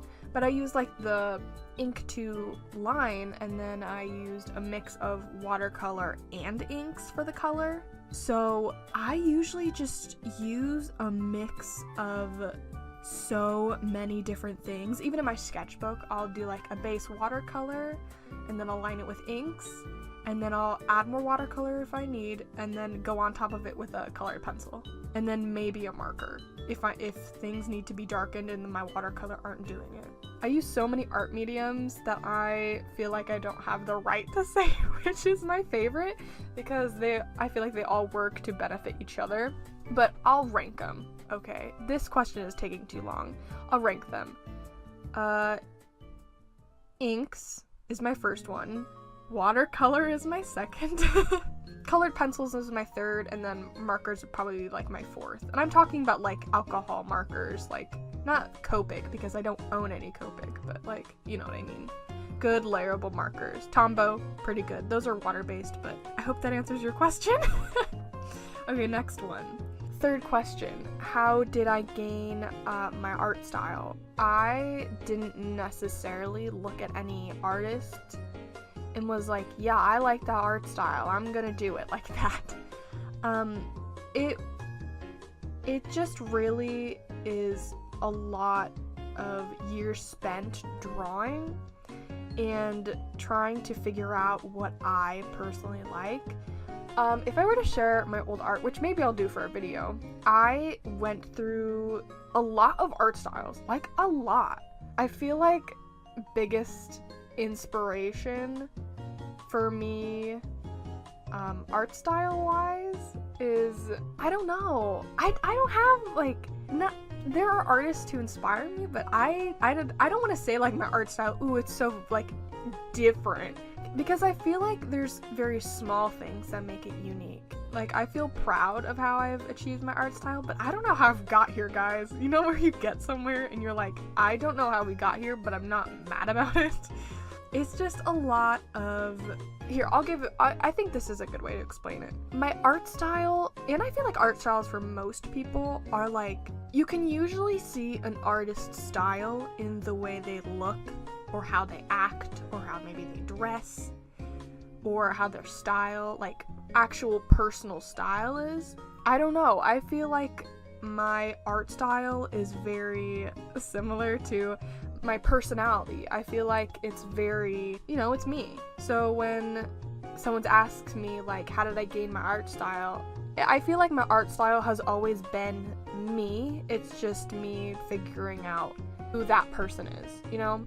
I keep saying, you know, I'm so sorry. I like stutter and I keep repeating words, but a lot of the thing in my art style is I capture those like big cartoon eyes, you know, the big ears, the very stylized hair and body, and I like to think that I'm somewhere in a balance of somewhat realistic and cartoon, but not like anime, you know? I don't know if I classify, I wouldn't classify my style as like super close to anime. I don't see it personally.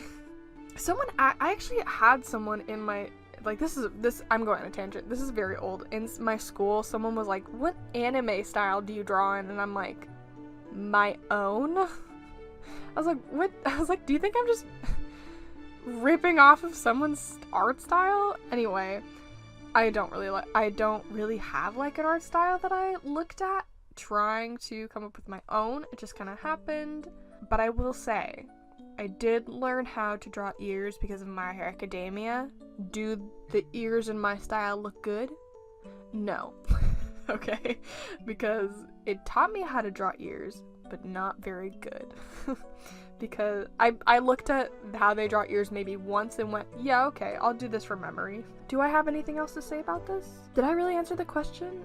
I guess just through practice, trial and error is how I got my art style. Because it doesn't it doesn't come to you. Like, you're not gonna get your art style the first try. I didn't. I'm sure thousands of other artists didn't. So don't like feel bad if you don't have your art style yet, because it takes a long time. I've been sitting here, I'm 19, gonna be turning 20 in like like a little over a week, and I've been drawing for God knows how long, and only recently have I felt like I've gotten a grasp on my art style. So it's not necessarily gonna be something that just comes to you. It's gonna be something that you have to think about like a lot. You have to like think hard. Art is difficult, guys. Like, it's not easy. Like, it drives me insane sometimes. Art style is like, it's a trial and error. Like, I used to just not draw noses completely. Like, I was like, nah, it's too much for me, noses aren't it. And now I, like, can't go drawing without drawing, like, a nose. See what you like, see what you don't like. Not every art style is gonna appeal to everyone, and you'll find one that you'll like, and I'm sure that'll happen someday. That was only like 3 questions I did. I think that's the only 3 questions I'm going to do just because I wanted to make this like a short video, and I'm going to be doing another ink drawing next week, so maybe I'll probably answer like another 3 questions, but these are just supposed to be like really quick, simple videos. I think that's all I have to say. Thank you guys for sticking with me. I have a lot in the works right now. I'm just trying to be human. If you have any questions that you'd like to ask me, you can ask me in the comments if you want, but you can always go to my Discord and send it there. But that's all I have for this video. thank you for 500 plus subs. I know that a lot of people might think that doesn't like necessarily mean a lot, but that's 500 people. That's more than 500 people. That's a lot. And it means a lot to me just because of the people who have reached out to me and been really kind, and I appreciate those people a lot. Discord, my beloved, I love all the people on there. You guys are so nice. You guys make my day. So thank you so much for giving me your questions, and I'm glad that you guys love supporting me. So thanks. Here's my final picture. If you have any questions about it, let me know, or if you feel like I should talk about more about how I do my art, let me know. But otherwise, that's it. I hope you enjoyed the video. I know this is kind of short, but I want to keep it short because I'm a busy girl, I'm a busy woman, I'm a busy lady. What can I say? Anyway, that's all. Thanks for joining me, and I hope you have a great rest of your day. Thanks.